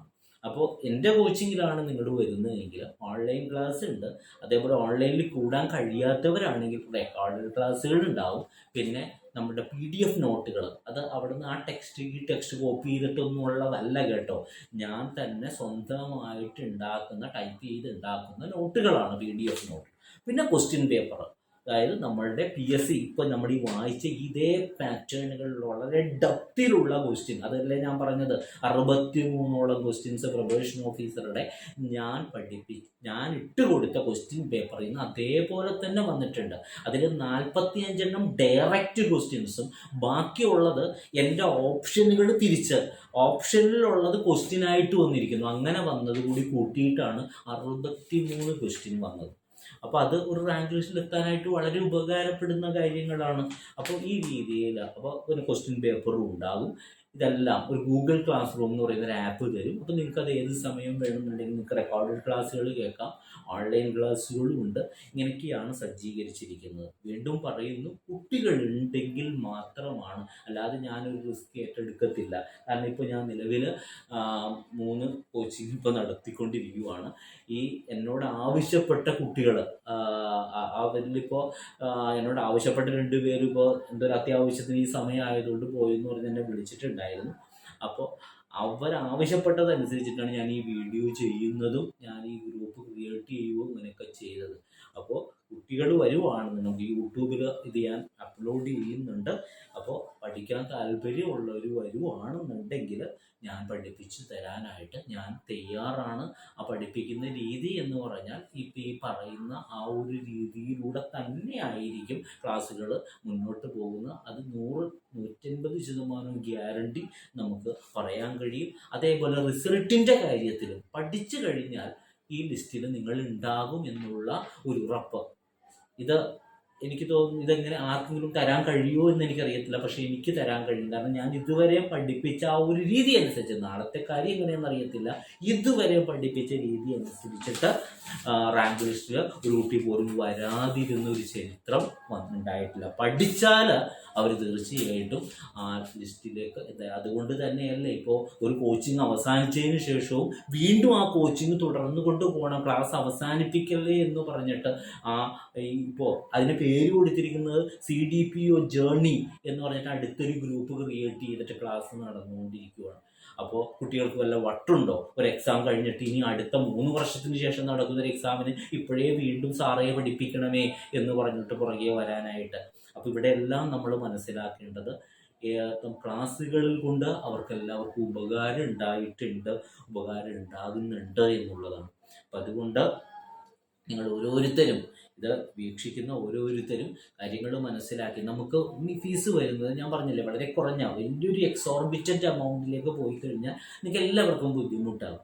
ഇന്ന് ചെറിയൊരു ഫീസിൽ നമുക്ക് അതിനോട് എല്ലാവർക്കും ലക്ഷ്യം നേടണം, പക്ഷെ പൈസ മുടക്കാനായിട്ട് പ്രയാസം അനുഭവിക്കുന്ന, അത് പലവിധ ബുദ്ധിമുട്ടുകൾ കൊണ്ടൊക്കെ ആകാം. അപ്പോൾ എല്ലാവർക്കും സ്വീകാര്യമായിട്ടുള്ളൊരു എമൗണ്ട് 500 രൂപ എന്ന് പറഞ്ഞു കഴിഞ്ഞാൽ എനിക്ക് തോന്നുന്നില്ല അതൊരു വലിയൊരു എമൗണ്ട് ആയിട്ടൊന്നും തോന്നുന്നില്ല, മാസം ഒരു 500 രൂപ എന്ന് പറഞ്ഞാൽ. അപ്പോൾ അത് കാരണം ഇപ്പോൾ ഈ എടുക്കുന്ന എഫർട്ട് നോക്കുവാണെങ്കിൽ അത് വളരെ വളരെ നിസ്സാരമായിട്ടുള്ളൊരു എമൗണ്ടാണ്. അപ്പോൾ അത് 500 രൂപ പ്രതിമാസം അടക്കണം. എന്നിട്ട് നമുക്ക് ക്ലാസ്സുകൾ അങ്ങനെ മുന്നോട്ട് പോകുന്ന ഒരു രീതിയാണ് എന്നുള്ളതാണ്. അപ്പോൾ ഇതാണ് നമ്മളുടെ ആ ഒരു ഈ കോച്ചിങ് കൊണ്ട് ഉദ്ദേശിക്കുന്നത് എന്നുള്ളത് ഞാൻ ഓർമ്മപ്പെടുത്തുവാണ്. ഇനി കുട്ടി എന്തെങ്കിലും സംശയം ഉണ്ടെന്നുണ്ടെങ്കിൽ എന്നോട് ചോദിക്കുക. എന്തെങ്കിലും അറിയാൻ കഴിയാത്തതുണ്ടെങ്കിൽ കോച്ചിങ്ങിനെ പറ്റിയോ അല്ലെങ്കിൽ തസ്തികയിൽ സംബന്ധിച്ചിട്ടുള്ള എന്തെങ്കിലും സിലബസിനെ പറ്റിയോ എന്തെങ്കിലുമൊക്കെ ഉള്ള പുതിയ സിലബസ് മിക്കവാറും ജാനുവരി ഒരു 15 ശേഷം വരുമെന്നൊക്കെയാണ് പറയുന്നത്. അത് എത്രമാത്രം കറക്റ്റ് ആകുമെന്നറിയത്തില്ല. മുമ്പ് നമ്മുടെ കൺഫർമേഷൻ കൊടുക്കുമ്പോൾ ആണ് നമുക്ക് സിലബസ് വന്നുകൊണ്ടിരുന്നത്. അപ്പോൾ അതിനെതിരെ ഒത്തിരി എതിർപ്പുകളൊക്കെ പോയതിൻ്റെ അടിസ്ഥാനത്തിൽ നേരത്തെ തന്നെ ആ ഒരു വർഷത്തിലുള്ള എക്സാമുകളുടെ എല്ലാം സിലബസും ഈ പറഞ്ഞ പോലെ എക്സാം ഡേറ്റ്, പരീക്ഷാ കലണ്ടർ പ്രസിദ്ധീകരിക്കുന്നത് പോലെ തന്നെ സിലബസും പ്രസിദ്ധീകരിക്കണമെന്നുള്ള ഒരു തീരുമാനം PSC മീറ്റിങ്ങിൽ വന്നിട്ടുണ്ട്. അപ്പോൾ അത് കൊണ്ട് തന്നെ ജാനുവരി ഒരു 15 ശേഷം നമ്മളത് വെയിറ്റ് ചെയ്തുകൊണ്ടിരിക്കുകയാണ്. അപ്പോൾ അങ്ങനെ പിന്നെ സിലബസിൽ വലിയ കാര്യമായ മാറ്റങ്ങളൊന്നും വരാനായിട്ടുള്ള സാധ്യത ഉണ്ടെന്ന് എനിക്ക് തോന്നുന്നില്ല. കാരണം വലിയ പണിയൊന്നും എടുക്കാനായിട്ട് ഈ സിലബസ് തയ്യാറാക്കുന്നവരൊന്നും നിൽക്കത്തില്ല. അവർ ആ പഴയ സിലബസ് ഡിക്റ്റോ പോലെ അതങ്ങ് എടുത്ത് തരും. പിന്നെ എന്തെങ്കിലും ചെറിയ അവിടെ ഇവിടേക്ക് എന്തെങ്കിലുമൊക്കെ മാറ്റങ്ങൾ വരുത്തും എന്നല്ലാതെ വലിയ കാര്യമായ മാറ്റം ഒന്നും പ്രതീക്ഷിക്കുന്നില്ല. ഇതുവരെ ഇപ്പോൾ ICDS-ന്റെ വന്നു. ഈ ICDS-ന്റെ എക്സാമിൽ കഴിഞ്ഞ പ്രാവശ്യം സിലബസ് അല്ല ഇപ്പോൾ വന്നത്. കുറേ കൂടി മാറ്റങ്ങൾ വരുത്തിക്കൊണ്ട് അതിലുള്ള കുറേ കാര്യങ്ങൾ നിർത്തിക്കൊണ്ട് പുതിയ കാര്യങ്ങൾ വെച്ചുകൊണ്ടാണ് വന്നത്. അപ്പം അതുകൊണ്ട് പുതിയത് ചിലപ്പോൾ വരാം, പഴയത് എന്തെങ്കിലും ഒരാൾ ഇവിടെ ഒരു കാര്യം ഏൽപ്പിക്കുമ്പോൾ എന്തെങ്കിലും മാറ്റം വരുത്തണ്ടേ. ആ രീതി അനുസരിച്ചിട്ട് എന്തെങ്കിലും മാറ്റങ്ങൾ വരുത്തും. അതുപോലെ ക്വസ്റ്റ്യൻ പേപ്പറുകൾ തയ്യാറാക്കുമ്പോൾ എക്സ്പെർട്ടുകളെയാണ് ഏൽപ്പിക്കുന്നത്, ആ സബ്ജക്റ്റ് എക്സ്പെർട്ടുകളെ. അപ്പോൾ അവർ വളരെ കൃത്യതയോടുകൂടിയുള്ള ക്വസ്റ്റ്യൻസ് ആണ്. ഇപ്പോൾ അവർക്ക് കൊടുത്തിരിക്കുന്ന നിർദ്ദേശം എന്ന് പറഞ്ഞു കഴിഞ്ഞാൽ ഓരോ ആ ഏത് തസ്തികയ്ക്കും വേണ്ട യോഗ്യതകൾ, ആ കുട്ടിയുടെ അറിവിനെ വളരെ ഡീപ്പായിട്ട് പരിശോധിക്കുക എന്നുള്ള രീതിയാണ് പറയുന്നത്. അപ്പം അതനുസരിച്ചിട്ടാണ് സബ്ജക്റ്റ് എക്സ്പെർട്ടുകളെ ഏൽപ്പിച്ചിട്ട് വളരെ, അതായത് പണ്ടെന്നൊക്കെ പറഞ്ഞാൽ പ്രീവിയസ് ക്വസ്റ്റ്യൻ പേപ്പറിലുള്ള കുറേ ക്വസ്റ്റ്യൻസ് ഒക്കെ കാണുമായിരുന്നു. ഇപ്പം അങ്ങനെയൊന്നുമില്ല. ഒരു ക്വസ്റ്റ്യൻ എങ്ങാനും വന്നാലായി പ്രീവിയസ് ക്വസ്റ്റ്യൻ, അല്ലാതെ പ്രീവിയസ് ക്വസ്റ്റ്യൻ ഒന്നും കാണാറില്ല. അപ്പോൾ ഞാൻ പറഞ്ഞ കാര്യങ്ങളൊന്ന് ചുരുക്കി വീണ്ടും പറയുവാണ്. നമുക്ക് ഈ എല്ലാ പരീക്ഷകളിലും ഉദ്യോഗാർത്ഥികളുടെ എണ്ണം കൂടുതലും അവസരങ്ങൾ കുറഞ്ഞും കൊണ്ടിരിക്കുന്ന ഒരു കാലഘട്ടത്തിൽ കൂടി കടന്നു പോകുന്നു. നമുക്ക് ഈ അവസരത്തിൽ നമ്മൾ നമ്മുടെ പ്രായത്തിലേക്ക് നോക്കിക്കൊണ്ട് വരുന്ന എല്ലാ തസ്തികകളിലും പഠിച്ചെഴുതാനായിട്ട് നോക്കുക. എന്തായാലും നിങ്ങൾ സഹകരിച്ച് ക്ലാസ്സിന് വേണ്ടി തയ്യാറാകുന്നുണ്ടെങ്കിൽ ക്ലാസ് എടുക്കാൻ ഞാൻ വില്ലിങ് ആണ്. എൻ്റെ ഭാഗത്ത് ഞാൻ പറഞ്ഞില്ലേ, ഞാൻ ഈ ഒരു കാര്യം മാത്രമാണ് ചെയ്ത് ഇടത്തുള്ളൂ. അതായത് ഈ നമ്മളുടെ യൂട്യൂബിൽ ഈ ക്ലാസ്സുകൾ ഞാൻ ഇപ്പോൾ എടുത്ത ഈ സെഷൻ ഞാൻ അപ്ലോഡ് ചെയ്യും. അത് കണ്ടിട്ട് കുട്ടികൾ വരുവാണെന്നുണ്ടെങ്കിൽ വരട്ടെ. പിന്നെ ചില കുട്ടികൾ മറ്റുള്ള ഗ്രൂപ്പുകളിലേക്ക് അയച്ച് കുട്ടികളാകും സാറേ എന്നുള്ള ഒരു രീതി പറയുന്നുണ്ട്. എങ്ങനെയായാലും അങ്ങനെ കുട്ടികൾ വന്നാൽ മാത്രമാണ് ഞാൻ ക്ലാസ് എന്തായാലും എടുക്കത്തുള്ളൂ. അല്ലാതെ കഴിഞ്ഞ പ്രാവശ്യം ഇത് വീണ്ടും എടുത്തു പറയുന്നത് എന്താണെന്ന് വെച്ചാൽ പിന്നീട് സങ്കടം പറയാം. ഞാനിത് തുടങ്ങുമ്പോൾ തന്നെ ഞാൻ കുട്ടികളോട് പറഞ്ഞു, കുട്ടികളുണ്ടെങ്കിലേ എടുക്കത്തുള്ളൂ. ഇപ്പം തന്നെ ഞാൻ 3 കോച്ചിങ് നടത്തിക്കൊണ്ടിരിക്കുവാണ്. പിന്നെ പ്രൊഫഷനും എനിക്ക് പോകേണ്ടി വരും. അപ്പോൾ കുട്ടികളുണ്ട്, പിന്നെ ഞാൻ അതിന് വേണ്ടിയിട്ടൊരു റിസ്ക് ഞാൻ ഏറ്റെടുക്കത്തില്ല. കുട്ടികളെ കണ്ടുപിടിച്ച് അതിൻ്റെ പുറകെ പോകുന്ന പരിപാടിക്ക് പോകത്തില്ല. വരുവാണെന്നുണ്ടെങ്കിൽ നമുക്ക് എടുത്തു കൊടുക്കാം. ഞാൻ എവർ റെഡിയാണ്. ക്ലാസ്സുകൾ നമുക്ക് പുലർച്ചെയോ അല്ലെങ്കിൽ നമുക്ക് 9 മണിക്ക് ശേഷം 9:30 എല്ലാവരും വർക്കിംഗ് ഒക്കെ ആയതുകൊണ്ട് അഡ്വക്കേറ്റ്സും അല്ലാതെ അല്ലാത്ത മേഖലകളൊക്കെ വേറെ ഏതെങ്കിലും രീതിയിൽ അല്ല ലീഗൽ അസിസ്റ്റൻ്റ് ആയിട്ടൊക്കെ ജോലി ചെയ്യുന്നവരൊക്കെ ആയിരിക്കാം. അപ്പോൾ അതുകൊണ്ട് തന്നെ ഒരു 9:30 ശേഷം ഒക്കെ നമുക്ക് ക്ലാസ്സുകൾ വെച്ച് മുന്നോട്ട് പോകാം എന്ന് ഞാൻ അവർക്ക് ഉറപ്പ് കൊടുത്തിട്ടുണ്ട്. അപ്പോൾ ഞാൻ വീണ്ടും അവരോട് പറയുന്നത് എന്താണെന്ന് വെച്ചാൽ, ക്ലാസ് എടുത്തില്ലെന്നുണ്ടെങ്കിൽ നിങ്ങൾ ഒരിക്കലും അതിലൊരു വിരോധം വിചാരിക്കരുത്. കാരണം കുട്ടികൾ ഉണ്ടെങ്കിലാണ് നമ്മളെല്ലാവരും ഇതിന് ഓരോന്നിനും ഇറങ്ങുമ്പോൾ അതിലെന്തെങ്കിലുമൊക്കെ നമ്മൾ പ്രതീക്ഷിച്ചുകൊണ്ടാണ്. അപ്പോൾ നമുക്ക് വേറെ ഇപ്പോൾ സമയമില്ലാത്ത സമയത്ത് നമ്മളത് ചെയ്യുമ്പോൾ അതനുസരിച്ചിട്ട് നമുക്ക് കുട്ടികൾ വന്നാൽ മാത്രമാണ് നമുക്ക് ക്ലാസ്സുകൾ മുന്നോട്ട് പോകാനായിട്ട് കഴിയത്തുള്ളൂ. കോച്ചിങ്ങിൻ്റെ രീതിയും കാര്യങ്ങളും എല്ലാം ഞാൻ പറഞ്ഞു. ഇപ്പോൾ അവസാനം ജോയിൻ ചെയ്ത കുട്ടികളോടൊക്കെ പറയാനുള്ളത്, എന്തായാലും ഇതിൻ്റെ നമ്മളുടെ റെക്കോർഡഡ് വേർഷൻ ഞാൻ എന്തായാലും യൂട്യൂബിലിടും. അപ്പോൾ നിങ്ങളത് കാണുക. കണ്ടിട്ട് അതിൻ്റെ നിജസ്ഥിതികൾ ഓരോ കാര്യങ്ങൾ പറഞ്ഞത്, അതായത് ആദ്യത്തെ മാർക്ക്, കട്ട് ഓഫ് മാർക്ക് തുടങ്ങിയുള്ള കാര്യങ്ങളെല്ലാം ഞാൻ ഈ വീഡിയോയിൽ ഇന്നത്തെ ഇതിൽ പറഞ്ഞിട്ടുണ്ട്. അപ്പോൾ നിങ്ങൾ ഓരോരുത്തരും അത് കണ്ട് നിങ്ങൾ ഉചിതമായിട്ടുള്ളൊരു കോച്ചിങ് മേഖല തിരഞ്ഞെടുക്കുക. ഞാൻ ഇപ്പോഴും പറയുന്നു, അത് എന്നെ ആകണമെന്നില്ല. പക്ഷെ നിങ്ങൾ തിരഞ്ഞെടുക്കുന്നത് ഏറ്റവും മികച്ചതായിട്ടുള്ള ഒരു കോച്ചിങ് തന്നെ ആയാൽ മാത്രമാണ് നമുക്ക് ലക്ഷ്യത്തിലെത്താൻ കഴിയത്തുള്ളൂ. ഇതിങ്ങനെ പറയാൻ കാര്യം, വെറും 122 പേരാണ് കഴിഞ്ഞ പ്രാവശ്യത്തെ ലിസ്റ്റിൽ ഇടം പിടിച്ചത്. 122 പേര്, 7552 പേര് മാറ്റുരച്ച എക്സാമിൽ 122 പേരാണ് ലിസ്റ്റിൽ ഇടം പിടിച്ചത്. അപ്പോൾ നിങ്ങളൊന്ന് ആലോചിച്ച് നോക്കുക, എത്ര എഫർട്ട് നമ്മൾ അതിൽ ഇടണമെന്ന്. ഈ 50.33 മാർക്കാണ് അതിൻ്റെ കട്ട് ഓഫ് വന്നത്. 50.33 മേടിച്ചിട്ട് കാര്യമുണ്ടോ? പെട്ടെന്നൊരു ജോലി വേണമെന്നുണ്ടെങ്കിൽ നമുക്ക് ഒരു 55-60 അടുത്ത് മാർക്ക് നമുക്ക് വാങ്ങിച്ചാൽ മാത്രമാണ് പെട്ടെന്ന് നമുക്ക് ആ ലിസ്റ്റിൽ നിന്ന് കയറാൻ. അതിൽ 56 അഡ്വൈസ് പോയി. ഇതെല്ലാം നമ്മൾ മനസ്സിലാക്കേണ്ട ഘടകമാണ്. അപ്പോൾ നമ്മൾ ഇതിനൊന്നും ആൻറ്റിസിപ്പേറ്റഡ് വേക്കൻസി ആണെന്ന് പറഞ്ഞ് ഒരിക്കലും ഇരിക്കരുത്. കാരണം പ്രത്യേകിച്ച് ലോ ഡിപ്പാർട്ട്മെൻറ്റ് ആയതുകൊണ്ട് പലരും ഡെപ്യൂട്ടേഷനിലൊക്കെ പോകുന്നത് കൊണ്ട് ഒഴിവുകൾ വരും. അത് നിങ്ങളുടെ അജ്ഞതയാണ്. നിങ്ങൾ പലപ്പോഴും വിചാരിക്കും അതിൽ ആൻറ്റിസിപ്പേറ്റഡ് വേക്കൻസിയാണ് വരുന്നത്, അപ്പോൾ അതുകൊണ്ട് ഇനി ഞങ്ങൾക്ക് രക്ഷയില്ല. അങ്ങനെയല്ല, നമ്മൾ ആ ലിസ്റ്റിലൊന്ന് ഇടം പിടിക്കുക. അത് നിങ്ങൾ അങ്ങനെ ഒരു എഫർട്ടിന് വേണ്ടി തയ്യാറാകുക. നിങ്ങൾ നിയമനത്തിലേക്ക് ചിന്തിക്കല്ലേ.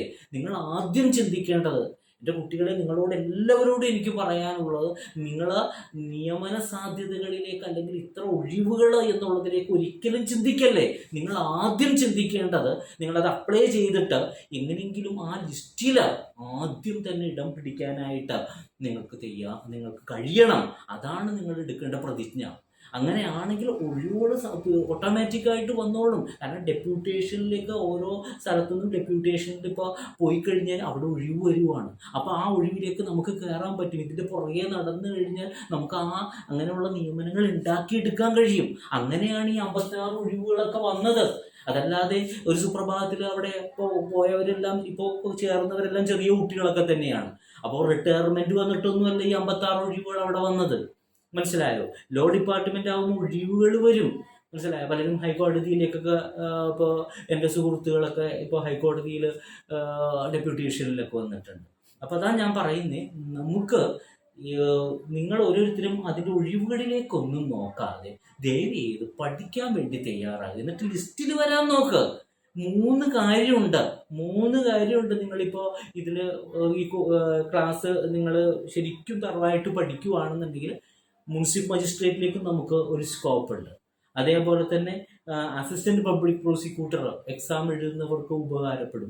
ലീഗൽ അസിസ്റ്റന്റ്, ഈ 3 ലീഗൽ അസിസ്റ്റന്റ് ഇവിടുത്തെ മാത്രമല്ല, നമ്മുടെ വാട്ടർ അതോറിറ്റി ഇങ്ങനെയൊക്കെയുള്ള ഇതിലേക്കൊക്കെ ഉപകാരപ്പെടും എന്നുള്ളത് ശ്രദ്ധിക്കുക. അപ്പം അതുകൊണ്ട് ഞാൻ ഈ പറഞ്ഞ കാര്യങ്ങളെല്ലാം നിങ്ങൾക്ക് വ്യക്തവും ഹൃദ്യവുമായിട്ട് മനസ്സിലായി എന്നാണ് ഞാൻ വിചാരിക്കുന്നത്.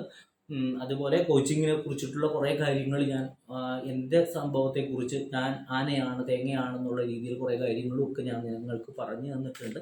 അതെല്ലാം ക്രോസ് ചെക്ക് ചെയ്തതിന് ശേഷം ഉചിതമായ തീരുമാനങ്ങൾ എടുക്കാനായിട്ട് നിങ്ങൾക്ക് കഴിയണം. ഇനി എന്തെങ്കിലും കുട്ടി സംശയം വല്ലതും ഉണ്ടെങ്കിൽ ചോദിച്ചോളൂ. കാരണം ഒരു സംശയവും വെറുതെ വെച്ചുകൊണ്ടിരിക്കരുത്, ചോദിച്ച് മനസ്സിലാക്കുക. എന്തെങ്കിലും ഉണ്ടോ ചോദിക്കാനായിട്ട്? ഉണ്ടോ? ഹലോ, എന്തെങ്കിലും സംശയം ഉണ്ടോ കുട്ടി? അത് ഇതില് ഇപ്പം ഞാൻ വേറൊരു കോച്ചിങ്ങിന്റെ ഇതില് കേട്ടതാണ്, ഈ എക്സാമിന് ഇംഗ്ലീഷും ജനറൽ നോളജും ഉണ്ടാവില്ല എന്നങ്ങനെ ഒരു ടോക്ക് ഉണ്ടായിരുന്നു. അത് ഈ പറയുന്ന രീതിയിൽ ഞാൻ പറഞ്ഞില്ലേ, പലരും പല അഭിപ്രായങ്ങൾ പറയും. പക്ഷെ എൻ്റെ ഒരു അഭിപ്രായം പറയുവാണെന്നുണ്ടെങ്കിൽ ഇത് ഉണ്ടാകാനായിട്ടുള്ള സാധ്യത വളരെ വളരെ കൂടുതലാണ്. കാരണം നമ്മൾ ലോ ഡിപ്പാർട്ട്മെൻറ്റാണ്. അപ്പോൾ അതുകൊണ്ട് തന്നെ, കാരണം കാലാകാലങ്ങളിൽ ഈ പറയുന്ന ഇംഗ്ലീഷ് അതിൽ ഉൾപ്പെടുത്തിക്കൊണ്ടുവരുവാണ്. GK ഇപ്പോൾ ഈ അടുത്ത് നടന്ന പ്രൊബേഷൻ ഓഫീസർ തസ്തികയിൽ വരെ GK കടന്നു വന്നിട്ടുണ്ട്. മനസ്സിലായി? 10 മാർക്കിൻ്റെ ഇതിൽ വളരെ കുറച്ച് 10 മാർക്കിൻ്റെ GK ആണ് ചോദിച്ചിരിക്കുന്നത്. മനസ്സിലായോ? മറ്റേ പ്രൊബേഷൻ ഓഫീസറുടെ 20 മാർക്കിൻ്റേതാണ്. മനസ്സിലായോ? അപ്പോൾ ഇങ്ങനെയുള്ള പ്രധാനപ്പെട്ട തസ്തികകൾ, പ്രത്യേകിച്ച് ഇതിലൊരു നോളജ് അറിയേണ്ടതുണ്ട്. സെക്രട്ടേറിയറ്റിലെ ലോ ഡിപ്പാർട്ട്മെൻറ്റിലേക്ക് ആയതുകൊണ്ട് തന്നെ അതിലിങ്ങനെ വരാനായിട്ടുള്ള സാധ്യതകൾ ഉണ്ട് എന്നാണ് എനിക്ക് പറയാനുള്ളത്. പിന്നെ അവരുടെ ഇപ്പോഴത്തെ തീരുമാനങ്ങളനുസരിച്ചിട്ട് മാറ്റങ്ങൾ വരുമോ വരാതിരിക്കുകയോ ചെയ്യാം. പക്ഷെ പൂർണ്ണമായിട്ട് ഞാൻ എന്തായാലും വിചാരിക്കുന്നത്, എന്തായാലും ഇപ്പം നമ്മൾ എങ്ങനെയാണ് ഇങ്ങനെ ഒരു കാര്യങ്ങളിൽ ഒരു നിഗമനത്തിലെത്തുക? ഇപ്പോൾ ഒരു പാമ്പ് എപ്പോഴും സ്ഥിരമായിട്ടൊരു പാത്വേ കൂടി അങ്ങ് പോയിക്കൊണ്ടിരിക്കുമ്പോൾ നമ്മൾ ഇന്നലെ പോയി ആ പാമ്പ് അങ്ങനെ, ഇന്നും പോയി ആ പാമ്പ് ആ പാത്വേ കൂടി, നാളെയും ആ പാമ്പ് ആ പാത്വേ കൂടി പോകുമെന്നുള്ള നമ്മുടെ പ്രതീക്ഷ എന്ന് പറഞ്ഞതുപോലെ PSC ഇതുവരെ നടന്ന എക്സാമുകളിൽ ഈ പറയുന്ന ഈ അടുത്ത് നടന്ന പ്രൊബേഷൻ ഓഫീസർ നടന്നിട്ട് ഇപ്പോൾ 1 മാസമേ ആയിട്ടുള്ളൂ. അങ്ങനെ എടുത്തു മാറ്റുമായിരുന്നെങ്കിൽ അതിൽ നിന്നെല്ലാം എടുത്തു മാറ്റിയേനെ. അതിൽ നിന്നൊന്നും എടുത്തു മാറ്റിയിട്ടില്ല.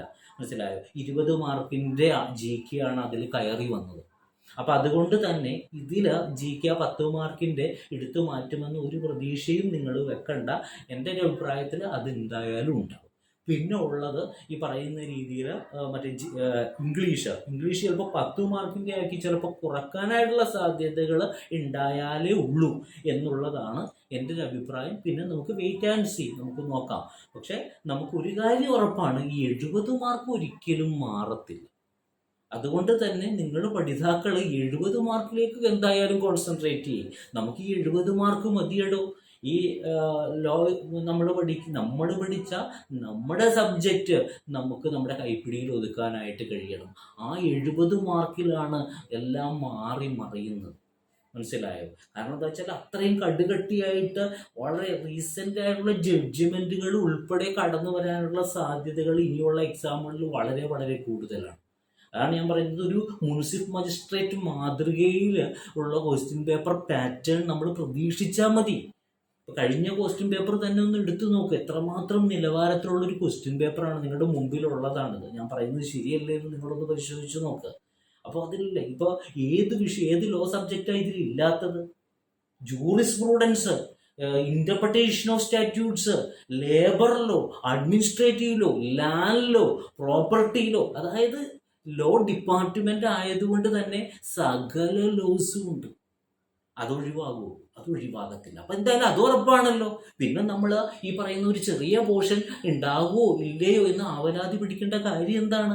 കാരണം എൻ്റെ ഒരു അഭിപ്രായത്തിൽ നമുക്കവിടെ ലാംഗ്വേജിന് പ്രിഫറൻസ് കൊടുക്കുന്നുണ്ട്. അതുകൊണ്ട് തന്നെയാണ് ഞാൻ പറയുന്നത് ഇംഗ്ലീഷ് വിട്ടു പോകാനായിട്ട് വഴിയില്ല എന്ന് പറയുന്നത്. ചിലപ്പോൾ അതിൻ്റെ ആ മാർക്ക് 10 മാർക്കായിട്ട് നിജപ്പെടുത്തി വരുമോ എന്നാൽ ഉള്ളൂ എന്നുള്ളത് മാത്രമാണ്. ഇനിയിപ്പോൾ പോയാൽ ഈ പറയുന്ന രീതിയിൽ ബാക്കിയുള്ളത് മൊത്തം 100 മാർക്ക് കയറി വരും. അപ്പോഴും ലോ തന്നെയാണ്, ഈ ലോ തന്നെ കുറച്ചുകൂടി വൈഡായിട്ട് വരുമെന്ന് മാത്രം. അപ്പോൾ ലോ പഠിക്കണമെന്നുള്ള കാര്യത്തിൽ നമുക്ക് എന്തായാലും ഉറപ്പാണ്, എന്തായാലും അതുണ്ടാകും, അത് കംപ്ലീറ്റ്. പക്ഷെ അത് പഠിക്കുമ്പോൾ ഞാൻ പറഞ്ഞില്ല, വളരെ ശ്രദ്ധയോടുകൂടി നമ്മൾ പഠിച്ചാൽ മാത്രമാണ് നമുക്ക് അത്രയും ഡീപ്പായിട്ട് പഠിക്കണം. ഒരു സർഫസ് ലെവലിൽ നിന്നിട്ട് നമ്മൾ പഠിച്ചിട്ട് ഒന്നും ഒരു കാര്യമില്ല. അതാണ് ഞാൻ പറഞ്ഞ കോച്ചിങ് എടുക്കുമ്പോൾ ശ്രദ്ധിക്കണം. കോച്ചിങ് എടുക്കുമ്പോൾ വളരെ ശ്രദ്ധിച്ച്, ഇനി അതല്ല ഒറ്റക്കാണ് പഠിക്കാനായിട്ട് ശ്രമിക്കുന്നതെങ്കിൽ അതും ഞാൻ പറഞ്ഞില്ല, ഞാനതും സ്വാഗതം ചെയ്യുന്നു, നല്ല കാര്യം.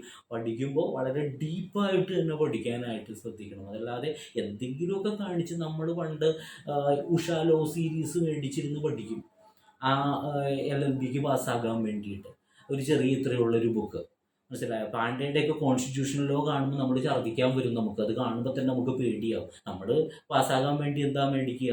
ഇത്രയുള്ള ചെറിയ ബുക്ക് മേടിക്കും, അല്ലെങ്കിൽ സുജാത ലോ സീരീസ്, ഇതൊക്കെ വെച്ചിട്ടാണ് പഠിക്കുന്നത്. ശരിയല്ലേ ഞാൻ ഈ പറഞ്ഞത്? പക്ഷേ അത് വെച്ചിട്ട് ഈ എക്സാം നമുക്ക് ഫോക്കസ് ചെയ്ത് കഴിഞ്ഞാൽ നമുക്ക് പണി കിട്ടും. കാരണം എന്താ വെച്ചാൽ അതിൽ കുറേ കാര്യങ്ങളുണ്ട്, നമുക്കതിൽ ബേസ് കിട്ടും എന്നല്ലാതെ അത് മാത്രമല്ല, അതിൽ നമുക്ക് ഡീപ്പായിട്ട് കുറച്ച് നോളജുകൾ നമ്മൾ സമ്പാദിക്കേണ്ടതുണ്ട്. പല ക്വസ്റ്റ്യൻസും കഴിഞ്ഞ പ്രാവശ്യത്തെ ക്വസ്റ്റ്യൻ പേപ്പർ എടുത്ത് പരിശോധിച്ച് നോക്കിയാൽ ഒരു സർഫസ് ലെവലിൽ നിന്നുള്ളൊരു ക്വസ്റ്റ്യൻ ഒന്നും അല്ല വന്നിരിക്കുന്നത്. മനസ്സിലായി? ഇപ്പോൾ കോച്ചിങ് കിട്ടുന്നതെന്ന് പറഞ്ഞു കഴിഞ്ഞാൽ എനിക്ക് തോന്നുന്നു ആ ഒരു രീതിയിലുള്ള കോച്ചിങ് സംവിധാനമാണ് എല്ലാവരും കൊടുക്കുക. ഞാനിപ്പോൾ ഈ ഫീൽഡിൽ നിൽക്കുന്ന ആളായതുകൊണ്ടാണ് ഞാൻ ഇത്രയും ക്ലിയറായിട്ട് ഞാൻ പറയുന്നത്. അല്ലാതെ ഒരു സ്ഥാപനത്തിനെ കുറ്റപ്പെടുത്താനോ അല്ലെങ്കിൽ അവരുടെ കോച്ചിങ്ങിനെ തകർക്കാനോ ഒന്നും വേണ്ടി പറയുന്നതല്ല കേട്ടോ. ഞാൻ ഇപ്പോഴും പറയുന്നു, ഞാനത് ഈ കുട്ടികളുണ്ടെങ്കിൽ ഞാൻ എടുക്കത്തുള്ളൂ. പക്ഷെ നിങ്ങളുടെ ആ ഒരു ശ്രദ്ധയിലേക്ക് നമ്മളുടെ ആ ഒരു പ്രൊഫഷണൽ ആ ഒരു മൈൻഡോട് കൂടി പറഞ്ഞു എന്ന് മാത്രമേ ഉള്ളൂ. ഇത്രയും ഉള്ള ഈ സബ്ജക്റ്റുകളെല്ലാം ഈ കോച്ചിങ് സംവിധാനങ്ങളിൽ അവർ ഡീപ്പായിട്ട് എടുക്കുമെന്ന് നിങ്ങൾക്ക് ആർക്കെങ്കിലും പറയാൻ കഴിയുമോ? ഒന്ന് ആലോചിച്ച് നോക്കുക. എനിക്ക് തോന്നുന്നില്ല. അതാണ് ഞാൻ പറഞ്ഞത്, കുറ്റപ്പെടുത്തി പറയുന്നതല്ല. ഇതിപ്പോൾ ഞാൻ ഈ മേഖലയിൽ നിൽക്കുന്നത് കൊണ്ട് ഞാൻ പറഞ്ഞു എന്ന് മാത്രമേ ഉള്ളൂ. നമുക്കപ്പോൾ അത് വളരെ ഡീപ്പിലേക്ക് കാര്യങ്ങൾ പോകണുള്ളൂ. കാരണം ചിലപ്പോൾ നമ്മൾ പ്രാക്ടീസ് ചെയ്യുന്നില്ലെങ്കിൽ പോലും ചില പ്രാക്ടീസ് വശങ്ങൾ കൂടി നമ്മുടെ ഈ ക്വസ്റ്റ്യൻ പേപ്പറിൽ കടന്നു വരും. ഇപ്പോൾ പ്രാക്ടീസ് ചെയ്യാതെ പലരും LLB മാത്രം എടുത്ത് എൻറോൾ ചെയ്തിട്ടുണ്ടാവും, പിന്നെ അതിന് ശേഷം പോകുന്നുണ്ടാവില്ല. പക്ഷേ നമുക്ക് ആ പ്രാക്ടീസ് ലെവലിലൂടെയുള്ള കാര്യങ്ങൾ നമുക്ക് ഇതിലേക്ക് വരും. ഇപ്പോൾ നമ്മുടെ മുനിസിപ്പൽ മജിസ്ട്രേറ്റിലൊക്കെ അങ്ങനെയല്ലേ?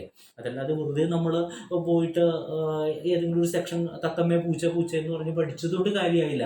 ആ സെക്ഷനുകളുടെ ആപ്ലിക്കബിലിറ്റി അത് കൃത്യമായിട്ട് നമുക്ക് മനസ്സിലാക്കുമോ? അതേപോലെ ക്വസ്റ്റ്യൻ പേപ്പർ മസ്റ്റാണ്. ക്വസ്റ്റ്യൻ പേപ്പർ പരിശീലനം മസ്റ്റാണ്. അത് എപ്പോഴും നമ്മളെല്ലാവരും ഇപ്പോൾ എക്സാം എഴുതിയിട്ട് വരുമ്പോൾ നമുക്ക് ഭയങ്കര കോൺഫിഡൻസോട് കൂടിയാണ് വരുന്നത്. അതായത് ഏത് PSC എക്സാം എഴുതിയാലും. പക്ഷേ നമ്മൾ വീട്ടിൽ വന്ന് അതിൻ്റെ ആ ആൻസർ കീ വരുമ്പോൾ ഉണ്ടല്ലോ, അപ്പം നമ്മുടെ ഗ്യാസ് പോയി. ഈ ബലൂണിൽ ഒരു സൂചി കൊണ്ട് കുത്തിയ പോലത്തെ അവസ്ഥയാണ്. വരുമ്പോൾ നമ്മൾ ആ ബലൂൺ വീർത്തിരിക്കുന്നത് പോലെയാണ് നമ്മൾ വരുന്നത്. ഭയങ്കര കോൺഫിഡൻസ് ആണ്. എല്ലാം എഴുതിയിട്ടുണ്ട്, കാണുന്നവരോടും വരുന്നവരോടൊക്കെ പറയും നല്ല എളുപ്പം വരുന്നു, ആന എണ്ണി ചേന എണ്ണന്നൊക്കെ പറയും. പക്ഷേ ആ പ്രൊവിഷണൽ ആൻസർ കീ വരുമ്പോഴുള്ള ആ അവസ്ഥ എന്താണ്? നമ്മൾ ശരിയാണെന്ന് കരുതിയ പലതും തെറ്റിയിരിക്കുന്നു. എന്തുകൊണ്ടാണ് അത് സംഭവിക്കുന്നത്? അവിടെ നമ്മളുടെ അറിവ് പരിമിതമായി പോയി. നമ്മളത് ഇൻ്റർപ്രറ്റ് ചെയ്ത രീതി തെറ്റായിപ്പോയി. അതാ ഞാൻ പറയുന്നത്, പരിശീലനമാണ്. ഇപ്പം നമ്മളൊരു കാറ് ഡ്രൈവ് ചെയ്യാനായിട്ട് നമ്മൾ പഠിച്ചു, പക്ഷെ അത് പരിശീലിക്കുന്നില്ല, എന്ത് സംഭവിക്കും? നമ്മൾ പിന്നെ എടുക്കുമ്പോൾ ഒരു കാലം പോയ കന്നിമാസത്തിൽ നമ്മൾ ആ ഡ്രൈവ് ചെയ്യാൻ വേണ്ടി വാഹനം എടുക്കുമ്പോൾ എന്ത് സംഭവിക്കും? എവിടെയെങ്കിലും പോയി ഇടിച്ച് ആർക്കെങ്കിലുമൊക്കെ അപകടം പറ്റും, നമുക്കും ചിലപ്പോൾ പറ്റാം. അതേസമയം നിരന്തരം നമ്മൾ ഉപയോഗിക്കുവാണെങ്കിൽ നമുക്കതിൽ ഒരു തഴക്കവും നമ്മൾ മാസ്റ്റർ ആകുവാണ്. എന്ന് പറഞ്ഞതുപോലെ നമ്മൾ ക്വസ്റ്റ്യൻ പേപ്പറുകൾ ചെയ്ത് പരിശീലിക്കണം. എങ്കിൽ മാത്രമാണ് നമുക്ക് ലക്ഷ്യത്തിലെത്താനായിട്ട് കഴിയത്തുള്ളൂ. ഇപ്പോൾ 11 മാസമുണ്ട്. ഈ 11 മാസത്തിൽ ഒരു 8-9 മാസത്തിനുള്ളിൽ നമ്മൾ ക്ലാസ്സുകൾ കംപ്ലീറ്റ് ആക്കിയിട്ട് ഈ ബാക്കിയുള്ള മാസങ്ങളിൽ ക്വസ്റ്റ്യൻ പേപ്പർ തലങ്ങും വിലങ്ങും ചെയ്യണം. അത് വെറുതെ ക്വസ്റ്റ്യൻ പേപ്പറുകൾ ചെയ്തിട്ട് കാര്യമില്ല. ഞാൻ പറഞ്ഞില്ല, single line objective type question ചെയ്തിട്ട് എന്താ കാര്യം? ഇപ്പോൾ മിക്കവാറും എല്ലാ സ്ഥലങ്ങളിലും ഞാൻ അനുഭവസ്ഥനായതുകൊണ്ടാണ് ഞാൻ പറയുന്നത്. ഈ ICDSൻ്റെ ഒക്കെ കോച്ചിങ് എടുത്തു കഴിഞ്ഞപ്പോൾ ഓരോ സ്ഥലത്തെ ക്വസ്റ്റ്യൻ പേപ്പറുകൾ ആ കുട്ടികൾ എന്നോട് പറഞ്ഞു തരുമ്പോൾ നമുക്ക് സങ്കടം വരുവാണ്. പൈസ വാങ്ങിച്ചതാണെന്നുണ്ടെങ്കിലോ 12,000 രൂപയൊക്കെ വരെ ഫീസ് വാങ്ങിയിട്ട് കുട്ടികൾക്ക് കൊടുത്ത ക്വസ്റ്റ്യൻ പേപ്പറുകൾ എന്ന് പറഞ്ഞു കഴിഞ്ഞാൽ ജസ്റ്റ് ആ നെറ്റിൽ നിന്ന് എന്തോ എടുത്തിട്ട് ഒബ്ജക്റ്റീവായുള്ള ക്വസ്റ്റ്യൻസ്, അതായത് സിംഗിൾ ലൈൻ ക്വസ്റ്റ്യൻസ് ആണ്. സ്റ്റേറ്റ്മെൻറ്റ് രൂപത്തിലുള്ളതില്ല, അസേർഷൻ റീസൺ ഇല്ല. ഇതിലൊക്കെ നമുക്ക് ഒരു പ്രോബ്ലം ടൈപ്പ് ക്വസ്റ്റ്യൻസ് ഒക്കെ കടന്നു വരും ലീഗൽ അസിസ്റ്റൻറ്റിൽ. നിങ്ങൾ നോക്കിക്കോ ഞാൻ ഈ പറയുന്നത് ശരിയല്ലേ എന്ന്. അതല്ലാതെ ഇത് എൻ്റെ കുറേ കാര്യങ്ങൾ സമർത്ഥിക്കാൻ വേണ്ടിയിട്ടൊരു വാഗ്വാദം നടക്കാൻ വേണ്ടിയിട്ടല്ല. ഞാൻ പറഞ്ഞില്ലേ, നമ്മൾ ഈ പ്രൊഫഷനെ സ്നേഹിക്കുന്നത് കൊണ്ടും നിങ്ങളുടെ ഒരു നല്ലൊരു ഭാവി ഉദ്ദേശിക്കുന്നതുകൊണ്ടും പറഞ്ഞു എന്ന് മാത്രമേ ഉള്ളൂ. ഞാൻ പറഞ്ഞില്ല, അതല്ലാതെ നിങ്ങൾ ഇതിൻ്റെ അകത്ത് പിടിച്ചു നിർത്തി വായോ എന്ന് പറയാൻ വേണ്ടിയിട്ടല്ല. ഇതെല്ലാം നിങ്ങളുടെ തീരുമാനമാണ്. നിങ്ങൾ തീരുമാനം എടുക്കണം. ശരി ഏതാണ്, തെറ്റേതാണ്, ഇതിൽ പറയുന്നതിൽ സത്യമുണ്ടോ എന്നൊക്കെ നിങ്ങൾ ഓരോരുത്തരും തീരുമാനം എടുക്കണം. മനസ്സിലായി? ഇത്രയും കടന്നു കയറി പറയാൻ കഴിയുന്നത് ആ പ്രൊഫഷൻ ഉപയോഗപ്പെടുത്തുന്ന ഒരാളായതുകൊണ്ടാണ് എനിക്ക് അങ്ങനെ പറഞ്ഞു തരാനായിട്ട് കഴിയുന്നത് കേട്ടോ. അപ്പം അതുകൊണ്ട് കൃത്യമായിട്ട് പഠിക്കാതെ അവസരം നിങ്ങൾ കളയരുത് മക്കളെ. കളഞ്ഞു കഴിഞ്ഞിട്ട് ഒരു കാര്യമില്ല. നല്ലൊരു തസ്തികയാണ്. അതുകൊണ്ടാണ് ഞാനിത് വീണ്ടും വീണ്ടും പറയുന്നത്. പലരും ഉറപ്പ് ഇതൊന്നും നടക്കത്തില്ല. 127,000 ശിഷ്ടം പേര് എഴുതിയിട്ട് 122, ആ 122 ഒരാളാകാൻ നിങ്ങൾക്ക് കഴിയും. നമ്മൾ പഠിച്ച വിഷയങ്ങൾ നമുക്ക് അത് ഏറ്റവും വലിയ സന്തോഷമല്ലേ അത് തരുന്നേ. നമ്മൾ പഠിച്ച വിഷയങ്ങൾ പഠിക്കുമ്പോൾ നമുക്ക് ഇത്രമാത്രം, പ്രത്യേകിച്ച് ആ ലോ പേപ്പറുകളൊക്കെ പഠിക്കുമ്പോൾ ചില ലോ പേപ്പറുകളുണ്ട് നമുക്ക് മുഷിപ്പ് തോന്നുന്ന. അപ്പോൾ ജൂറിസ്പ്രൂഡൻസ് ഒക്കെ നമുക്ക് അതൊക്കെ അങ്ങ് പെട്ടെന്ന് തന്നെ അങ്ങ് ദഹിക്കാനായിട്ട് വളരെ പ്രയാസമാണ്. ഇൻ്റർപ്രിട്ടേഷൻ ഓഫ് സ്റ്റാറ്റ്യൂട്ട്സ്, അതേപോലെ ലാൻഡ് ലോ, അപ്പോൾ അങ്ങനെയൊക്കെയുള്ള കുറേ കാര്യങ്ങളൊക്കെ. പക്ഷേ CRPC CPC അതൊക്കെ നമുക്ക്, അതേപോലെ കോൺട്രാക്റ്റ് അതൊക്കെ അങ്ങോട്ടും ഇങ്ങോട്ടും മാറിപ്പോകുമെന്ന് മാത്രമേ ഉള്ളൂ. പക്ഷേ കോൺട്രാക്റ്റിലൊക്കെ നമുക്ക് ഒന്ന് ക്ലിക്കായി കഴിഞ്ഞ് കഴിഞ്ഞാൽ നമുക്ക് ആ പ്രോബ്ലംസൊക്കെ വളരെ ഈസി ആയിട്ട് സ്പെഷ്യൽ കോൺട്രാക്റ്റും കോൺട്രാക്റ്റ് 1ഉം കോൺട്രാക്റ്റ് 2 ഒക്കെ നമുക്ക് കൃത്യമായിട്ട് നമുക്ക് മനസ്സിലാക്കി ആ പ്രോബ്ലംസ് എല്ലാം ചെയ്യാനായിട്ട് കഴിയും. അതേപോലെ IPCയിലൊക്കെ പ്രോബ്ലംസ് ഒക്കെ കൃത്യമായിട്ട് നമുക്ക് ചെയ്യാനായിട്ട് കഴിയും. അപ്പോൾ അതാണ് പറഞ്ഞത്, ഡീപ്പായിട്ട് നമ്മൾ പഠിക്കണം. അപ്പോൾ അത് നിങ്ങൾ ഈ വന്ന അവസരം നിങ്ങൾക്കായിട്ട് തമ്പുരാൻ തന്നതാണ് എന്ന് തന്നെ. കാരണം ലിസ്റ്റ് ഇപ്പോൾ നിലവിലുണ്ട്, എന്നിട്ട് പോലും ഇപ്പോൾ നോട്ടിഫിക്കേഷൻ വന്നിരിക്കുന്നു. 11 മാസം സമയമുണ്ട്. ജാനുവരി ആയിട്ടേ ഉള്ളൂ. ഇനി 11 മാസത്തെ സമയമുണ്ട് നിങ്ങൾക്ക് പഠിക്കാനായിട്ട്. കുറച്ചായിട്ട് പഠിച്ചാലും നമുക്ക് ആ ലക്ഷ്യത്തിലെത്താനായിട്ട് കഴിയും കേട്ടോ. ഇനി എന്തെങ്കിലും ചോദിക്കാനുണ്ടോ കുട്ടി? ചോദിച്ചോളൂ. നിങ്ങളുടെ സംശയങ്ങളെല്ലാം തീർക്കാം. എന്താണെന്ന് വെച്ചാൽ ചോദിക്കൂ. വേറെ എന്തെങ്കിലും ഉണ്ടോ? എന്തെങ്കിലും അറിയാനുണ്ടോ? വേറെ ഒന്നുമില്ലെങ്കിൽ എന്തായാലും നിർത്താം. അപ്പം ഞാൻ പറഞ്ഞ കാര്യം എന്ന് വെച്ചാൽ ഇതാണ്, കോച്ചിങ് നിങ്ങൾ തിരഞ്ഞെടുക്കുമ്പോൾ മികച്ചത് നോക്കി തിരഞ്ഞെടുത്ത നമ്മൾക്ക് പഠിക്കാൻ വേണ്ടിയിട്ടുള്ള കാര്യമാണ്. അപ്പം അതിന് വേണ്ടിയിട്ട് മികച്ചത് നോക്കി തിരഞ്ഞെടുക്കുക, പഠിക്കുക. ഇൻ കേസ് തിരഞ്ഞെടുത്തില്ല എങ്കിൽ പോലും നിങ്ങൾ പഠിക്കണം. കുത്തിയിരുന്ന് അതിനു വേണ്ടി മെനക്കെട്ട് പഠിക്കണം. എങ്കിലാണ് ഈ 11 മാസം പഠിച്ചു കഴിഞ്ഞാൽ ഈ ലിസ്റ്റിൻ്റെ ഏറ്റവും ടോപ്പിലെത്താനായിട്ട്, ഇതുപോലെ 122 പേരിൽ ഒരാളാകാനായിട്ട് നിങ്ങൾക്ക് കഴിയും.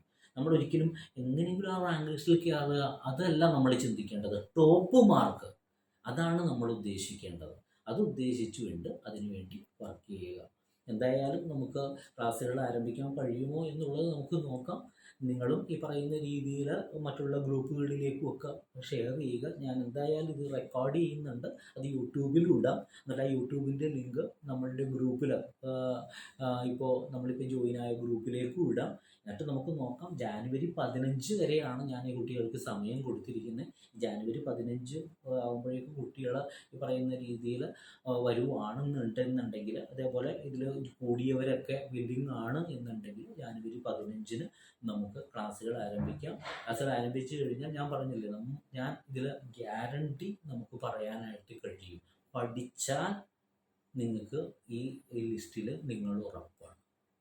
ഇത് ഉറപ്പാണ്. അതല്ലാതെ ഇത് ഗ്രൂപ്പിൻ്റെ ഉറപ്പ് പോലെ എന്തെങ്കിലും പറഞ്ഞു കൂട്ടുന്ന പരിപാടിയല്ല എന്നുള്ളത് ചിന്തിക്കുക. അങ്ങനെയാണെന്നുണ്ടെങ്കിൽ ചേര് ഇത്ര രൂപയാണ്, ഇത്ര പേര് എൻ്റെ കയ്യിൽ ചേർന്നിട്ടുണ്ട്, ഇത്ര പേര് നാളെ വരും എന്നൊക്കെ പറഞ്ഞിട്ടുള്ള കുറേ കണക്കുകളും കാര്യങ്ങളും ഒക്കെ എനിക്ക് വേണമെങ്കിൽ നിരത്താമായിരുന്നു. ഞാനതാ പറയുന്നത്, തുറന്ന പുസ്തകമായിട്ട് കാര്യങ്ങൾ പറഞ്ഞിരിക്കുവാണ്. ഞാൻ പറഞ്ഞില്ലേ, കുട്ടികൾ ഇനി വന്നു കഴിഞ്ഞാൽ ഞാൻ സ്റ്റാർട്ട് ചെയ്യും. ജാനുവരി 15 വരെ സമയം കൊടുത്തിട്ടുണ്ട്. ഞാൻ ഇതിലായിട്ട് ഇറങ്ങി റിസ്ക് എടുക്കത്തില്ല.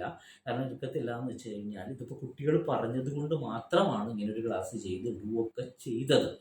നാളെ ഇത് വീണ്ടും വീണ്ടും എടുത്ത് പറയുന്നത് എന്താണെന്ന് വെച്ചാൽ, ഈ പറഞ്ഞ കുട്ടികൾ ഇനി ഒരിക്കലും ഒരു വിഷമം വിചാരിക്കരുത്. പറഞ്ഞ കാര്യം ഞാൻ ചെയ്തില്ല, സാറ് ഞങ്ങൾക്ക് ക്ലാസ് എടുത്ത് തന്നില്ല എന്ന് എനിക്ക് ആരെങ്കിലും എന്തെങ്കിലും ആവശ്യപ്പെട്ട് കഴിഞ്ഞാൽ അത് ചെയ്ത് കൊടുക്കാതിരിക്കുമ്പോൾ ഒരു വിഷമമാണ്. അതുകൊണ്ടാണ് ഞാൻ ഈ പറയുന്ന രീതിയിൽ എൻ്റെ ഡ്യൂട്ടി ഞാൻ ചെയ്തിട്ടിട്ടുണ്ട്. അപ്പോൾ ആ കുട്ടികൾ പറഞ്ഞത്, സാറേ ഞങ്ങളിത് ഷെയർ ചെയ്ത് കുട്ടികൾ വരുത്താം എന്നൊക്കെയുള്ള രീതിയൊക്കെയാണ് പറഞ്ഞത്. അപ്പോൾ എന്തായാലും നമുക്ക് നോക്കാം. പിന്നെ ഇനി ഇൻ കേസ് എന്തെങ്കിലുമൊക്കെ ഡൗട്ട് ഉണ്ടെന്നുണ്ടെങ്കിൽ നിങ്ങൾക്ക് വിളിക്കുന്നതിൽ ഫ്രീ ആയിട്ട് നിങ്ങൾക്ക് വിളിച്ച് കാര്യങ്ങൾ ചോദിച്ച് മനസ്സിലാക്കുക. അതിലൊന്നും ഒരു ബുദ്ധിമുട്ടും കാര്യങ്ങളും ഒന്നും നിങ്ങൾ വിചാരിക്കേണ്ട എന്നുള്ളത് ഞാൻ ഓർമ്മപ്പെടുത്തുവാണ്. അപ്പോൾ എന്തായാലും നമുക്ക് വീണ്ടും കാണാം. ആർക്കും ഒരു സംശയമൊന്നും ഇല്ല എന്ന് ഞാൻ വിചാരിക്കുന്നു. എന്തായാലും ഇത് യൂട്യൂബിൽ അപ്ലോഡ് ചെയ്ത ശേഷം ഞാൻ നമ്മുടെ ഗ്രൂപ്പിൽ ഇടാം. പരമാവധി ഷെയർ ചെയ്യാനും നിങ്ങൾ ഓരോരുത്തരും മറക്കരുത് എന്ന് ഞാൻ ഓർമ്മപ്പെടുത്തുന്നു. അപ്പോൾ നമുക്ക് എന്തായാലും നല്ലത് നമുക്ക് എല്ലാവർക്കും, സർവശക്തനായ ഞാൻ ആരാധിക്കുന്ന, നിങ്ങൾ ആരാധിക്കുന്ന തമ്പുരാൻ നമുക്ക് എല്ലാവർക്കും നല്ലത് വരുത്തട്ടെ.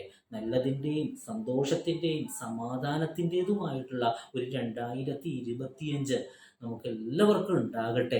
അതേപോലെ നിങ്ങൾ ഓരോരുത്തരും ആഗ്രഹിക്കുന്ന ആ ലക്ഷ്യത്തിലേക്ക് ഈ 2025 പിച്ചവെച്ച് നടക്കാനായിട്ട് നിങ്ങൾക്ക് ഓരോരുത്തർക്കും സർവശക്തനായ ഞാൻ ആരാധിക്കുന്ന, നിങ്ങൾ ആരാധിക്കുന്ന തമ്പുരാൻ സകല കഴിവുകളും നൽകി നിങ്ങളെല്ലാവരെയും അനുഗ്രഹിക്കട്ടെ എന്ന് ആത്മാർത്ഥമായിട്ട് പ്രാർത്ഥിച്ചുകൊണ്ട് ഇന്നത്തെ ഈ സെഷൻ ഇവിടെ അവസാനിപ്പിക്കുവാണ്. എല്ലാവർക്കും എല്ലാവിധ ആശംസകളും അനുഗ്രഹങ്ങളും. Okay, thank you.